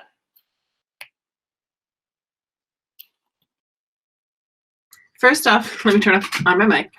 Second off, I just want to thank, I think I've been one of the people asking for this for a while, so thank you so much for putting it together, both to Dr. Slaughter and I'm going to butcher your last name, Shannon. I'll just call you Shannon. I apologize. So one of the things I just wanted to clarify is that I believe, and you've stated this multiple times, but I just want to state it again, is that the ESSER 3 funds, or what's coming through the ARPA stimulus, I mean, that's everything pretty much prior to that was under the Trump administration. And the ESSER 3 is the new kind of Biden stimulus funds. Is that correct? Like, okay. And so my understanding, and this is just a lay understanding from listening to some local government podcasts and things like that, is that there's going to be a pretty dramatic shift in what we can use that money for, and that there may be much more flexibility. So I guess I would like to argue for, when we do get that, I'm not asking you guys to get out your crystal balls and tell us what that's going to look like, but I would just argue that I'd really love for this to be shared again when we do have this shift, because I think it could be pretty dramatic, and it may be useful to continue this conversation for the reasons that Chair McDonald was just saying, because I think there is a lot of speculation about how the district should be spending this money, and what, you know, that we have these coffers, or this town has these coffers that we're sitting on. And so I think it's important that we talk about how we're spending it and what our priorities are when we talk about the larger issues having to do with the appropriated budget as well. Because I think this really provides a fuller picture. And if there's any, I don't know how to get this picture at the same time we're talking about the budget. Like, it would be nice to have some of this kind of come up in the have these conversations more closer together. And I know there are these issues about when these dollars and amounts come out, and it's not within our control necessarily, but I think it's helpful both for me and for the public to understand. Because my understanding is that, I'm just looking at the press releases from the federal government, is that, for example, these new ARPA funds could actually be used to, hire additional educators or avoid layoffs and things like that. We, I think to a large extent did avoid, but we may be facing those in the future. Anyways, thank you very much. And this is super helpful. And I'd like to continue the conversation when we get more details on ESSER 3. Dr. Slaughter? So the thing I'd like to add is I think that at this point, there's a lot of unknowns, and that's part of my personal hesitation to sort of bring some of this forward to you guys, because there's a lot of unknowns in the whole process. I mean, by virtue of some of the early grant funding being a reimbursement-based process, which means you have to sort of accumulate the information and submit and sort of cross your fingers and hope that it all qualifies appropriately. That makes it difficult to know sort of what you've got left. And grants, most of our grants don't typically work that way. And so that's made it a little difficult. And you saw in the presentation so far is how that is playing out. We've kind of held off on use of some funds in order to cover, things we're not sure of whether we'll get reimbursed for or not. And I think as we are projecting into the future, we're starting to articulate the kinds of things we think we'll need to buy. We're likely, it's very likely we're going to need to buy PPE, for example. But at the moment, we don't know how quickly we're going to burn through what we currently have on hand. And so those are going to be things that are evolving as we go through the rest of this spring, the summer, the fall. As we work with the students more, we'll better understand what the needs are going to be for them, and how their needs will manifest will change over time. But I do think that as we get into the fall and we start our budget process, I think that ESSER 3 set of funds will be a pretty critical part of the conversation as we go through our normal budgeting process, for sure. I think the other thing I'd point out is that, yes, it's likely the town of Amherst is going to get a good amount of ESSER 3 support, and we'll need to work as partners with them on how we approach that. There's some that'll be specifically targeted to the school and will be ours to spend. That's the current indication. But I think also as the town evolves its plans for use of their funding from this same stimulus package, we'll work hand in hand with them on articulating our needs and putting those in context with their needs about support for community health initiatives or whatever it happens to be, and how they choose to move ahead with that. So we'll have to partner with them, and that will again sort of change the dynamic on how much funding is available and for what purposes.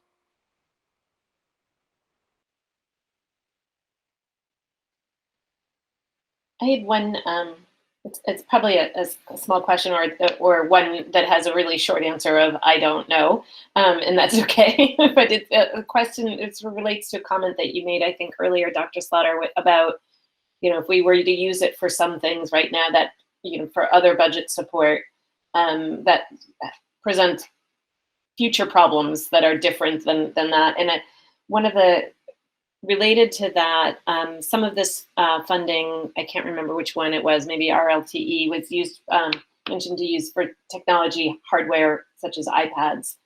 And earlier we were talking about some of the things that we've learned that we, through this pandemic school year, that we want to carry forward. And so the question is that going to come back to us as those need replacing? Are those the types of equipment, things that we anticipate continuing to use even sort of as we move into full in person, and are we going to have to pay to replace those, or be thinking about sort of those kinds of replacement costs in the future? I would suggest, in some ways, some of those shifts in how we use, in particular, like technology, will probably be able to be replaced or continue to be funded by virtue of the fact that we'll probably go away from some of the use of technology. There are certain types of technology we'll not utilize as much or in the same way we have in the past.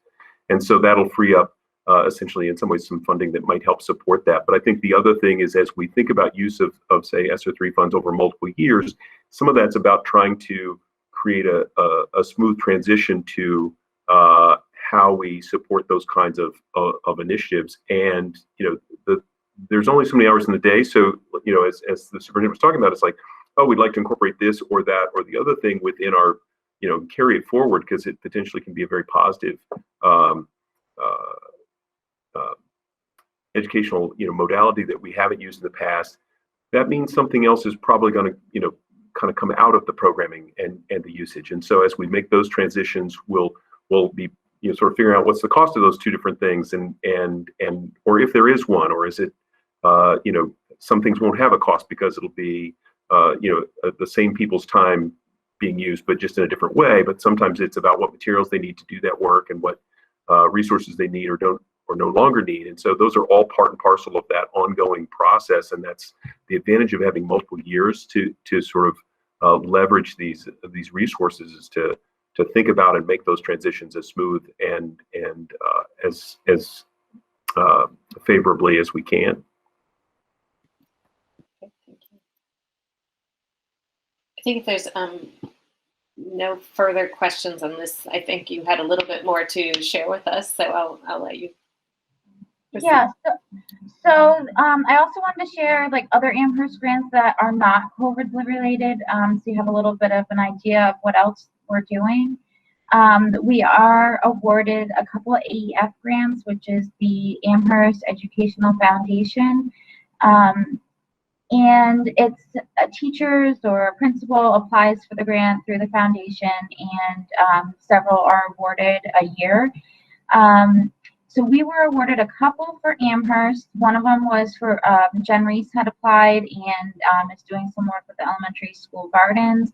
Another one is Ruth Kiloff Hill, I believe I said that correctly, has a making history project with books, and she's hoping to develop critical thinking skills and engagement in social studies for students. So that's some things that we're doing there. We were most recently, a couple weeks ago, awarded the Bilingual Grant that Katie Richardson worked on, and that's a large amount. And I just want to note that this is for Amherst and region, so it's for both districts, but the grant is held in Amherst. And this grant will be used to support ELL students and parents. Katie is putting together a parent-child book club. She's going to be using some of the funding for dual language curriculum materials, putting together summer reading kits for the summer, a kindergarten enrichment program, and also be providing transportation for the kindergarten enrichment program. And some staff will be attending a Msba conference, so a little bit of professional development in there as well.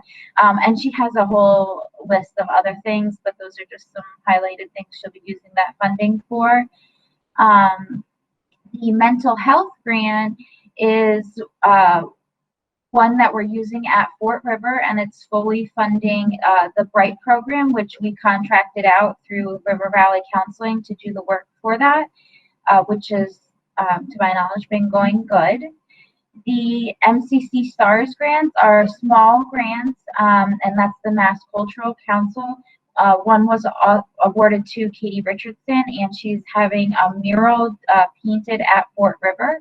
I don't know if that was done yet or not, but that's in the works. Another one was awarded to Fort River for the students to attend a trip at the Hitchcock Center and work with the environment. MCC typically awards a grant to one of our staff members every year, and always one of them has to do with the Hitchcock Center, so that's good for the students. These SPED grants, the special education, there's a couple different ones. There's a 262 one, a 274, and a 298 grant that are all related to special education. The 262 is a pre-K early childhood education grant, and that one pays part of a para's salary, and because it's a grant, and if someone's salary is paid from it, we also have to pay 9% into Hampshire County retirement, or if it's a teacher, it has to go into MTRS. The 274 grant that's also tied in here is to improve outcomes for students with disabilities, and Faye has been developing therapeutic programs to effectively address the social and emotional learning of students. So that's been in the works, and she's also doing program development for AIMS program.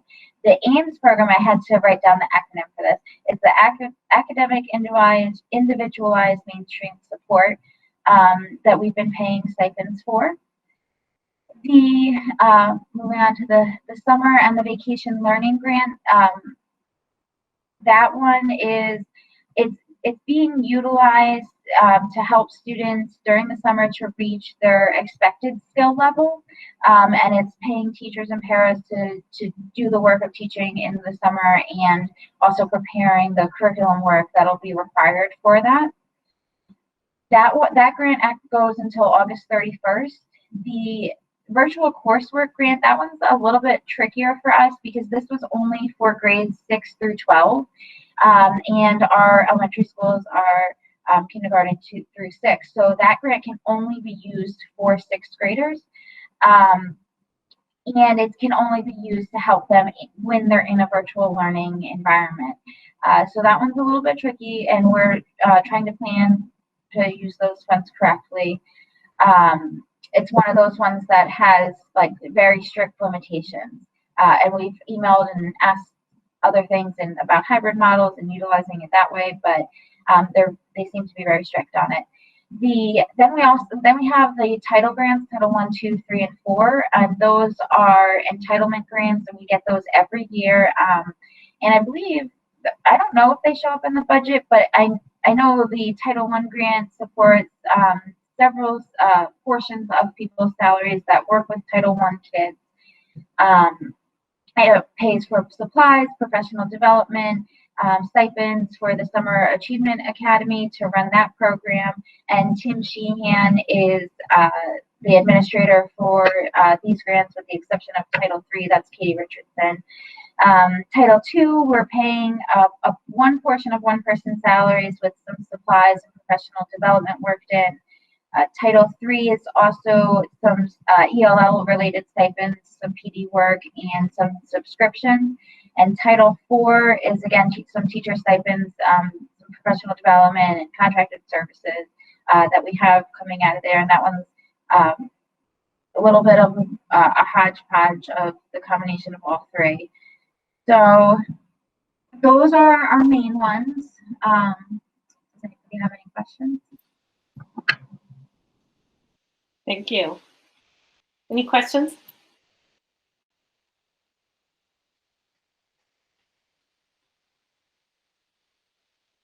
Not seeing any questions at this point. Great.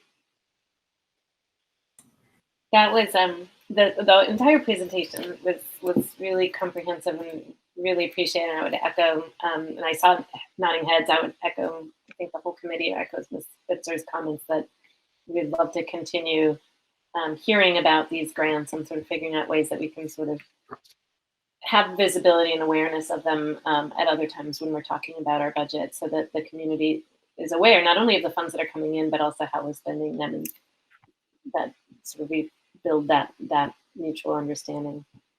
Thank you. Yeah, I'd be happy to join in the future for any events. Thank you very much, Shannon. Appreciate all your work and your presentation tonight. Thank you.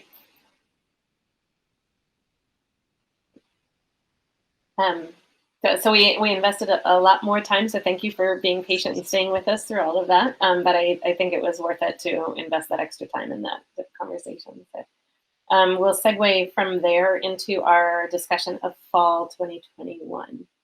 Great. And I want to let Shannon and Doug know that they were welcome to have a lovely evening off this call if they so choose. So there's no obligation to stay, and I hope you go enjoy your families or whatever it is that you would like to do on this beautiful but now dark evening tonight. So thank you very much for both of you. So so there's kind of 5 areas I want to talk about as it relates to fall. The first is, as we talked about at a previous meeting, the way DESE has set up the virtual option. Unfortunately, we don't think that there's the opportunity for us to offer a virtual option at the elementary level next year. the requirements of having an administrator and a nurse and all those logistical pieces and financial pieces we don't see as options. So we are moving forward, as are all other districts in our area in Hampshire and Franklin County, as moving forward, looking at an all in-person option for fall. And kind of, again, this is a good segue from Shannon's presentation. We've got some issues with that. And so the next thing I want to talk about is space. So at Fort River and Wildwood, we have space issues because, as you know, the quads were divided into halvesies, so that we lost 6 classrooms by dividing those quads differently. And so that's going to mean, as we look to next year, that cafeterias, art rooms, music rooms, things like that are going to have to be classrooms. Some of that's already happening this year, so it's not a change. But this is a long-term issue now at Fort River and at Wildwood. We can't re-put walls up where they were. First of all, having been in the rooms, I think I get thrown out of them by the staff if I re-put walls up, because the rooms are working really well. But more critically, from an infrastructure point of view, the ventilation's only as good as it is because there's cross ventilation, there's multiple univents, and there's opportunities for windows with cross ventilation. So from a health and safety perspective, as well as an infrastructure perspective, we're not seeing that we're going to do much as it relates to that. So that does create real issues. It creates lunch coverage issues. And something Shannon didn't mention is, I imagine we're going to have to look to hire some more staff, particularly paraeducator staff members, to make sure we have enough people to support students, but also, having the kids eat in a cafeteria is really staff efficient, right? Small number of staff members can watch large numbers of students. Particularly at those 2 schools, I don't think that's going to be an option next year. So we are going to have to use some of those grant funds to increase our staffing to make sure we can cover lunch blocks. Because we're starting later this year, we've been able to manage without doing that, but we're planning to have a normal start and end time. By normal, I mean going back to, well, not quite going back because of our start change, but having the same number of hours in school as we typically have had in the past. So we are going to have some real space issues that way. We're also going to, and I think Shannon mentioned this, have to buy dividers for some of our special ed ELL students. Our teachers to be able to do some breakout rooms. We're doing it really well this year, but I think we are going to need some dividers from an acoustic point of view and a visual point of view, so that our inclusion model, when students aren't in an inclusion model, they have a place to go where they can work in a small group. There's plenty of space. Those halvesies are about 2,000 square feet, so literal number of feet isn't a problem, but we do need some separator or divider that doesn't go all the way up to the ceiling, that doesn't cut off airflow. So we are going to have to do some adjustments before next year. But as we look at Wildwood and Fort River, we're pretty confident that we're going to be using pretty much, the art rooms, the music rooms, cafeterias as we are this year. We don't anticipate that changing for next year. Just the number of students we'll have, a number of classrooms we'll have. And that's not related to the 6 foot of spacing or not 6 feet. It's just we're anticipating enough students where we're going to need that many spaces in our school next year. A third part I wanted to raise about next year is about ventilation concerns. And again, this got referenced by Shannon. A lot of these got referenced by Shannon, frankly. So at the Crocker Farm cafeteria and all 3 gyms, we are going to need, those are all areas that were low on ventilation. At Fort River and Wildwood's gym, they're low by design. I mean, if you go back to the original design specs from 1970, 1973, even if the systems were working at full blast 40 years later, or however they're old, my math's off tonight, they still wouldn't have 4 air changes per hour. They were never designed as such. So these are very challenging to fix mechanically, and they probably involve some pretty expensive purchases like we've done at our high school of pretty large air purifiers. Crocker Farm's a little different, especially the CAF. It should be operating at a better level than it is. So we are exploring the mechanical side of that, but likely we'll have to have fixes for large group areas next year. We also have a tremendous amount of stuff, which Ben could tell you about, in our cafeterias and our gyms, and that stuff's going to need to go somewhere. So we are going to need a meeting because as our formal process goes, when we're getting rid of older furniture, school committee does need to approve that. We have a lot of older furniture, and it's going to need to go somewhere and not stay in our school if we're going to have gym class in gyms next year, which we will intend to have. So there's a lot of kind of logistical pieces, but I'm not going to say school's back to normal next year, but we are intending to use things like gymnasiums. We are intending, when possible, to use things like cafeterias. And so there's going to be a lot of work in the next couple months to make sure those things can happen. Kind of the final area I want to talk about, and then I'll try to do a summary because I'm skipping around, is just about the academic recovery. And as Shannon mentioned, we are planning to have groups of teachers to get together to explore what does the curriculum look like for next year and what adjustments need to be made now that we have this experience both virtually and in person of having a better sense maybe where students are ending the year at. We know it's not necessarily the same ending of the year. The student skill level is not at the same place as it was in a typical school year, so we are going to make adjustments, and we do need our talented staff members to assist in that. So, I mean, the summary would be we are planning on offering only an in-person option for next year. We are planning on having pretty traditional start and end times. It'll be a little earlier, as we talked about in a previous meeting, probably about 25 minutes earlier to account for the time change, but we're expecting, you know, a full-length day as opposed to this year. To do those things, we have a tremendous amount of work to do on the facility side. We'll still be buying PPE, and we imagine that some students will come back who aren't back this spring, but we won't know that until we get closer to the fall, and that's going to create a bit of a challenge. So we are in the process of meeting as elementary group tomorrow about things like placement. You know, one of the challenges with placement is if families aren't coming back, do we place their child? So we're trying to figure out how to word that carefully. Because we're not asking for a definite choice at the moment. We're not actually asking for a definite choice at all because there's really only one choice, and families have until the moment the school year starts to tell us whether they're coming back or not. So that uncertainty is a challenge, but it won't be school as normal, but it won't be quite where we are right now. It'll be a little bit in between. As I mentioned, things like the lunch is working really well in the way we're doing it now. And you know, we're trying to explore, you know, what opportunities do we have to continue what's working. But that's where we are in the, you know, kind of summary. I think we get into details probably next month. I understand that next month, DESE will be coming out with a draft or initial return to school fall 2021 document. And I think at that point is probably the better point to engage more deeply about fall once we have their guidance that's been, you know, blessed by the Department of Public Health and all those folks. I think we'll be able to have a little more informed conversation. I know tonight was more of a scatter plot of ideas, but I think it was all related to grants and all related to thinking about what is it at a broad level going to look like. But we'll take that guidance that we received from the state and we'll have, you know, bring it back to a conversation here in a public conversation so we get more of a direction as to where we're headed. But I think until we get that guidance, we're in a hard place. I'm thrilled that we'll get guidance in May for the next school year. You all live with me through evolving guidance in bits and pieces that happened sporadically. And I was on a conference call with the commissioner today, and he let the superintendents know he heard us, and he does intend to issue a document next month. That obviously is subject to change because things could change in terms of the virus and transmission, but I think it's a starting place, and I really like that we're going to have a starting place from the state in May that we can then draw from. So sorry for a little bit of, again, nonlinear dialogue, but those are the sort of the key points as we're thinking about them for fall. Thanks. Any questions from the committee? Mr. Demling. So the impact to music, art, and cafeterias at Fort River and Wildwood.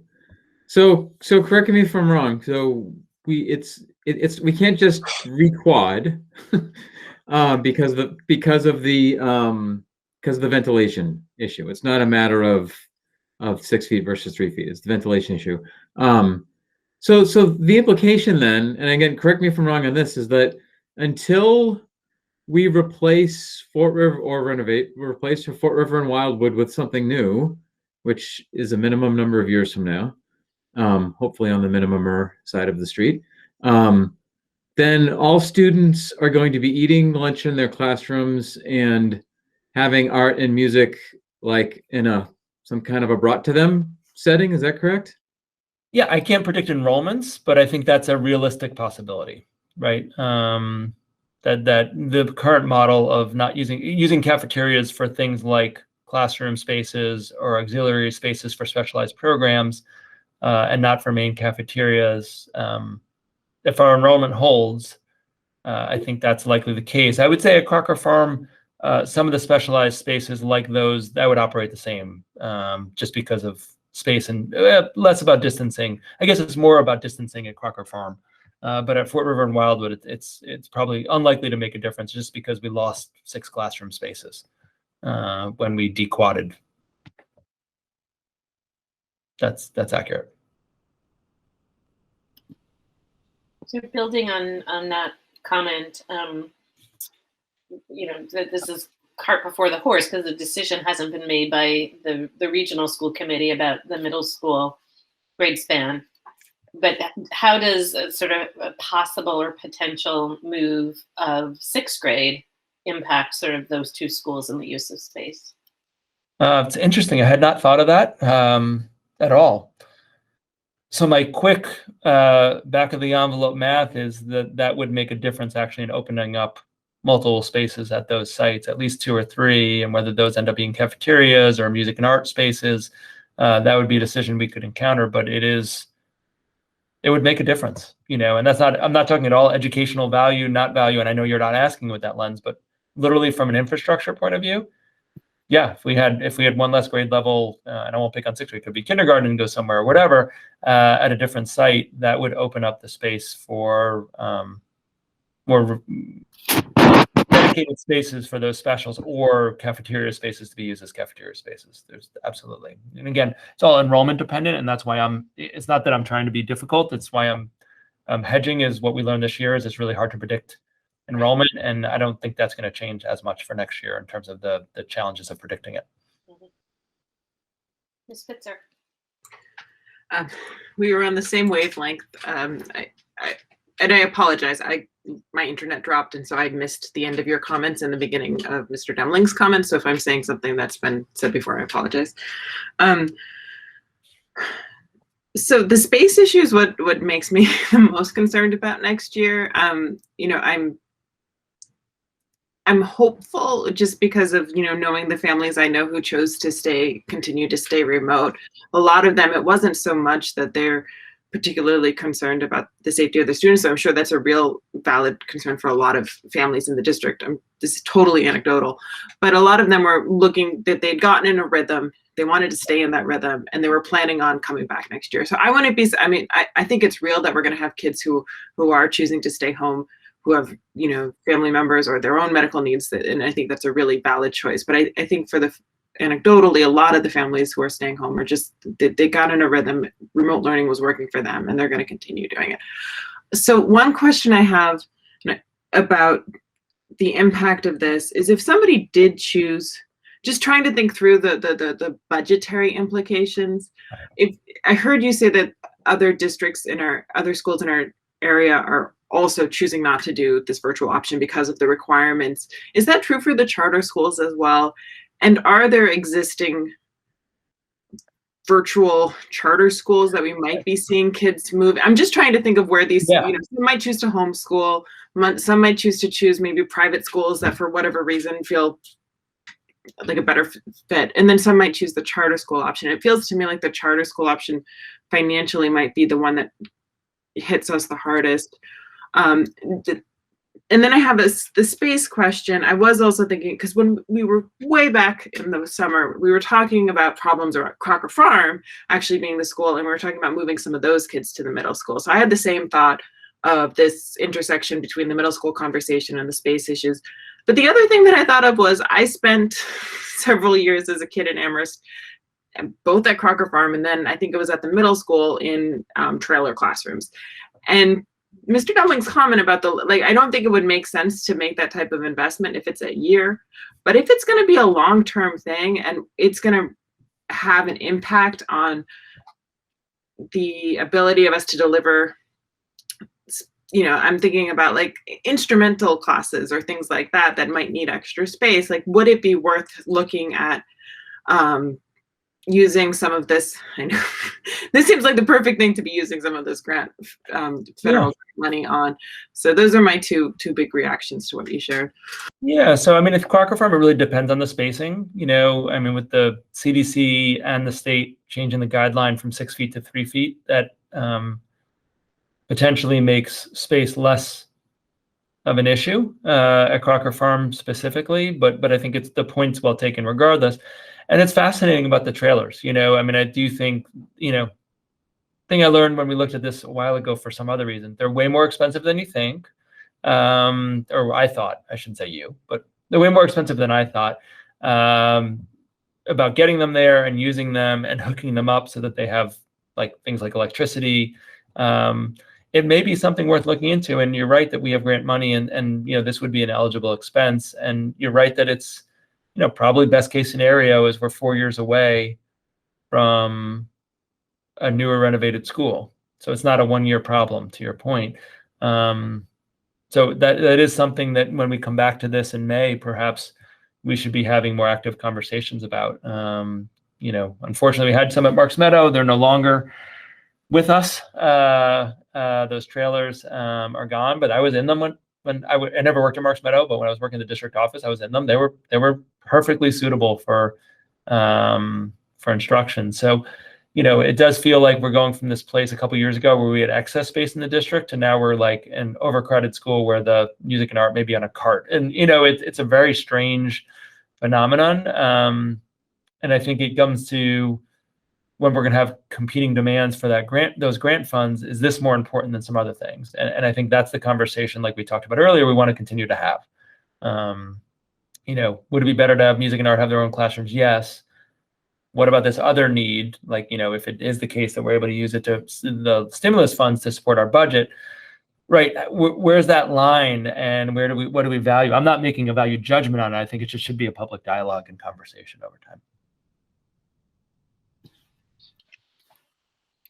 Sorry. Any other questions? I'm not seeing any. Okay. That was good. So I think when we get to future agenda planning, we can circle back on when. Oh, I never answered Ms. Spitzer's first part of her question. I apologize. So there are 2 virtual schools in Massachusetts. They're school choice schools. They're not charter schools. So when you think about school choice and the $5,000 increment, that's what they are. One's based in Greenfield, one's based in Eastern Massachusetts. But it's virtual school, so it doesn't really matter where it's based. They both take students from, you know, anywhere in Massachusetts. I will say, and this isn't a critique of them at all, it's they have a very different model than what we did this year in terms of these are much more self-paced programs than ours. Ours, there wasn't, I mean, increasingly there wasn't much self-pacing. It was like your schedule is right. And people may be attracted by those and may have health needs or family have health needs where they do those. But that's, I think, the model that, I mean, they've been around a while. It's not new.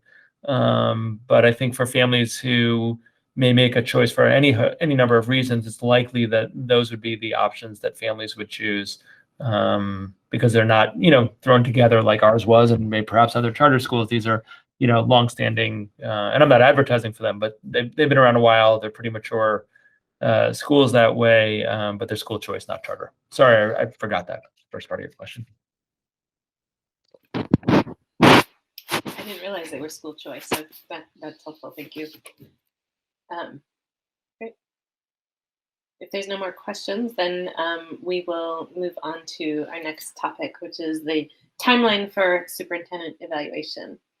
And what we talked about was that we wanted to do this significantly more timely than what we did last year during COVID, and ideally get the evaluation done before the summer break. So, Ms. Spitzer, I think you were leading that that subcommittee. So. Yep. So I touched base with Dr. Morris earlier this week, and then we have a subcommittee meeting scheduled for Thursday at 6:30. It'll be live and available through StreamYard for those who are interested in tuning in. But I think what we discussed was the idea that there might be kind of a happy middle. So in terms of So I guess we were supposed to talk about timeline. I'm gonna, the timeline's a little bit intertwined with the format. So I hope I'm not going off agenda by talking about the format, but part of what takes time is Dr. Morris always puts together a document which includes all the artifacts that kind of document progress and accomplishments related to the goals that we as a committee set. So we were talking about potentially, like, last year we really streamlined it down to a one-page document. This year we're talking about kind of finding a nice medium between the typical, maybe even 20 pages or more document that we were used to prior to the pandemic, and something, maybe under 10 pages, but more than one page. So that would be something that hopefully we'd be able to have presented to us before the end of the school year, and have ideally, like you said, the evaluation where we come together and we kind of go over the summarized report that that the chair often produces, but I think it's with the vice chair, summarizing those evaluations, having that take place sometime before June 25th, or at potentially very soon after that date. So I think the other thing was that because this year we created 5 goals that are cut across all the districts, we were thinking it actually, that'll hopefully also help support us in achieving the timeline of getting it done sooner. Because we could combine, one artifact presentation for Dr. Morris, even for all 3 districts, along with potentially one joint meeting. So those are the updates. We're gonna meet Thursday, and I'll hear from other members of the committee if there are any concerns about that plan, and I'd love to hear if anybody on this committee has any concerns about that plan. But that's what we're hoping to achieve. That sounds, sorry, speaking for myself, that sounds very reasonable. And I can check in with the other chairs on a joint, planning joint meetings around that. Wait, were you about to say something, Dr. Morris? No, okay. Any input from other committee members on that? Okay, that sounds good. So Thursday evening at 6:30 is the evaluation subcommittee meeting to talk about that. Great. So speaking of future agendas, that's our next topic, and I can share. I've got it handy. Oh, okay. You want me to do it? Yeah, sure. That'd be great.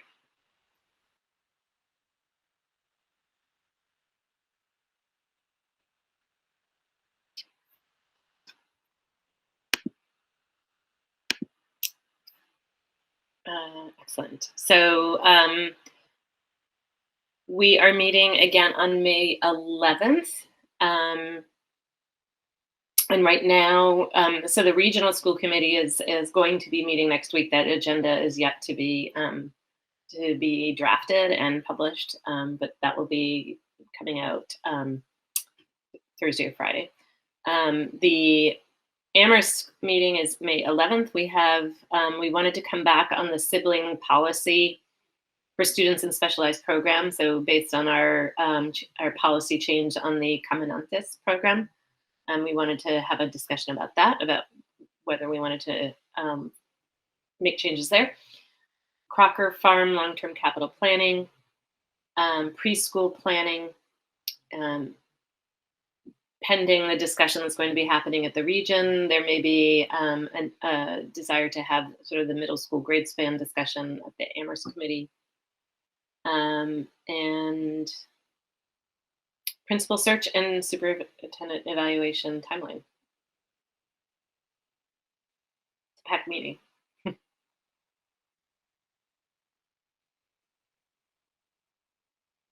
Any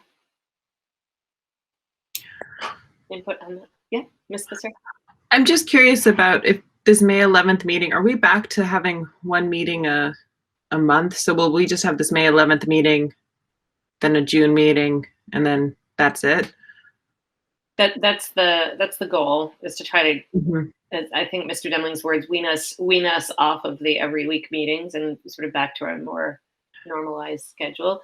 But that doesn't eliminate, to your comment before about the superintendent evaluation, that would be a joint meeting, and so that could be in addition to sort of an Amherst only on a monthly basis.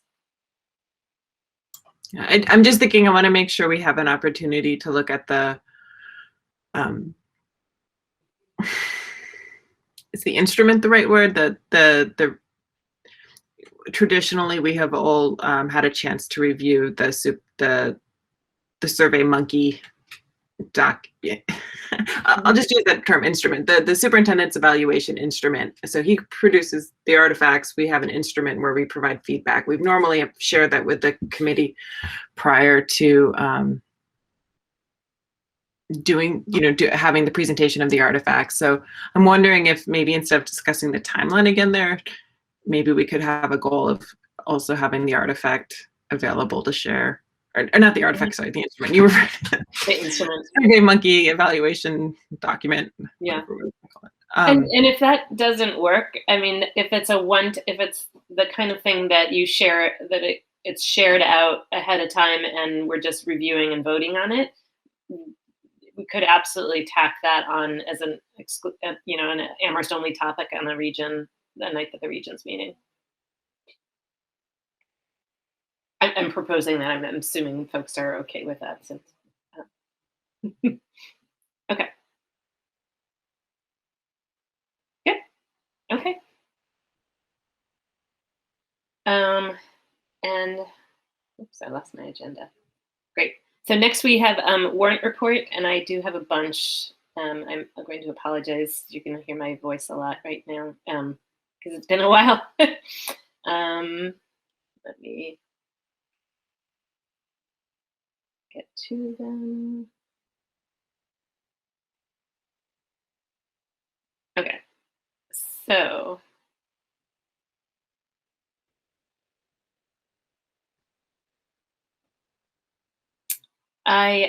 Allison McDonald, authorized by my signature payroll in the amount of $638,560.25 on dated April 7th, 2021, and I signed that on April 5th, 2021.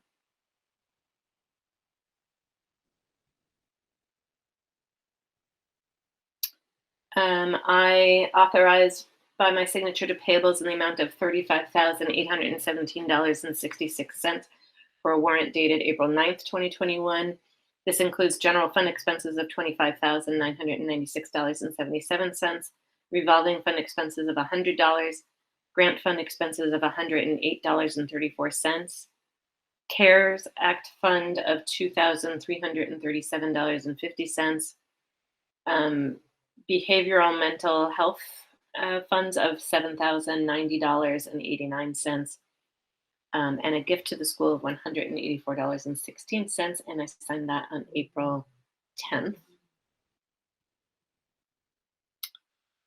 I signed by my signature, authorized by my signature payroll in the amount of $647,941.12 dated April 21st, 2021.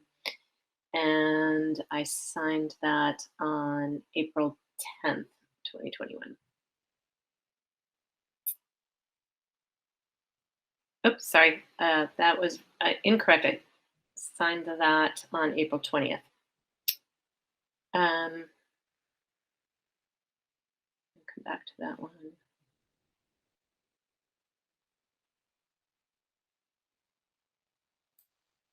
I authorized by my signature to payables in the amount of $87,151.18 for a warrant dated April 23rd, 2021. This includes general fund expenses of $71,117.36, grant fund expenses of $1,280, FEMA funds of $259.75, CARES Act fund of $1,155, behavioral mental health funds of $921.13, Article 16 funds of $12,395.46, and AEF funds of $22.48, and I signed that today, April 27th. I also have two signed authorization to transfer funds. Sorry, I have this in two separate things. Transfer, and I'll read the amounts momentarily, but transferred funds in the from Wildwood student activities savings account into the student activities checking account to make those funds available to student activity uses, and another one to transfer funds for Fort River student activities savings account into their student activities checking account for student activities uses. And I will read those amounts. For the Wildwood transfer was I signed that on the 20th of April, and that was in the amount of $791.63. And the Fort River transfer I signed on April 26, 2021, in the amount of $881.65. And that is all that I have. And there are no gifts in our packet tonight, or is there one? No gifts. So I will make a motion that we adjourn. Is there a second? Second. And there is no discussion. So we will have a roll call vote. Mr. Demling. Demling, aye. Mr. Harrington. Harrington, aye. Ms. Lord. Lord, aye. Ms. Spitzer. Spitzer, aye. And McDonald, aye. So we are adjourned. And thank you, Amherst Media, for broadcasting. Good night. Good night.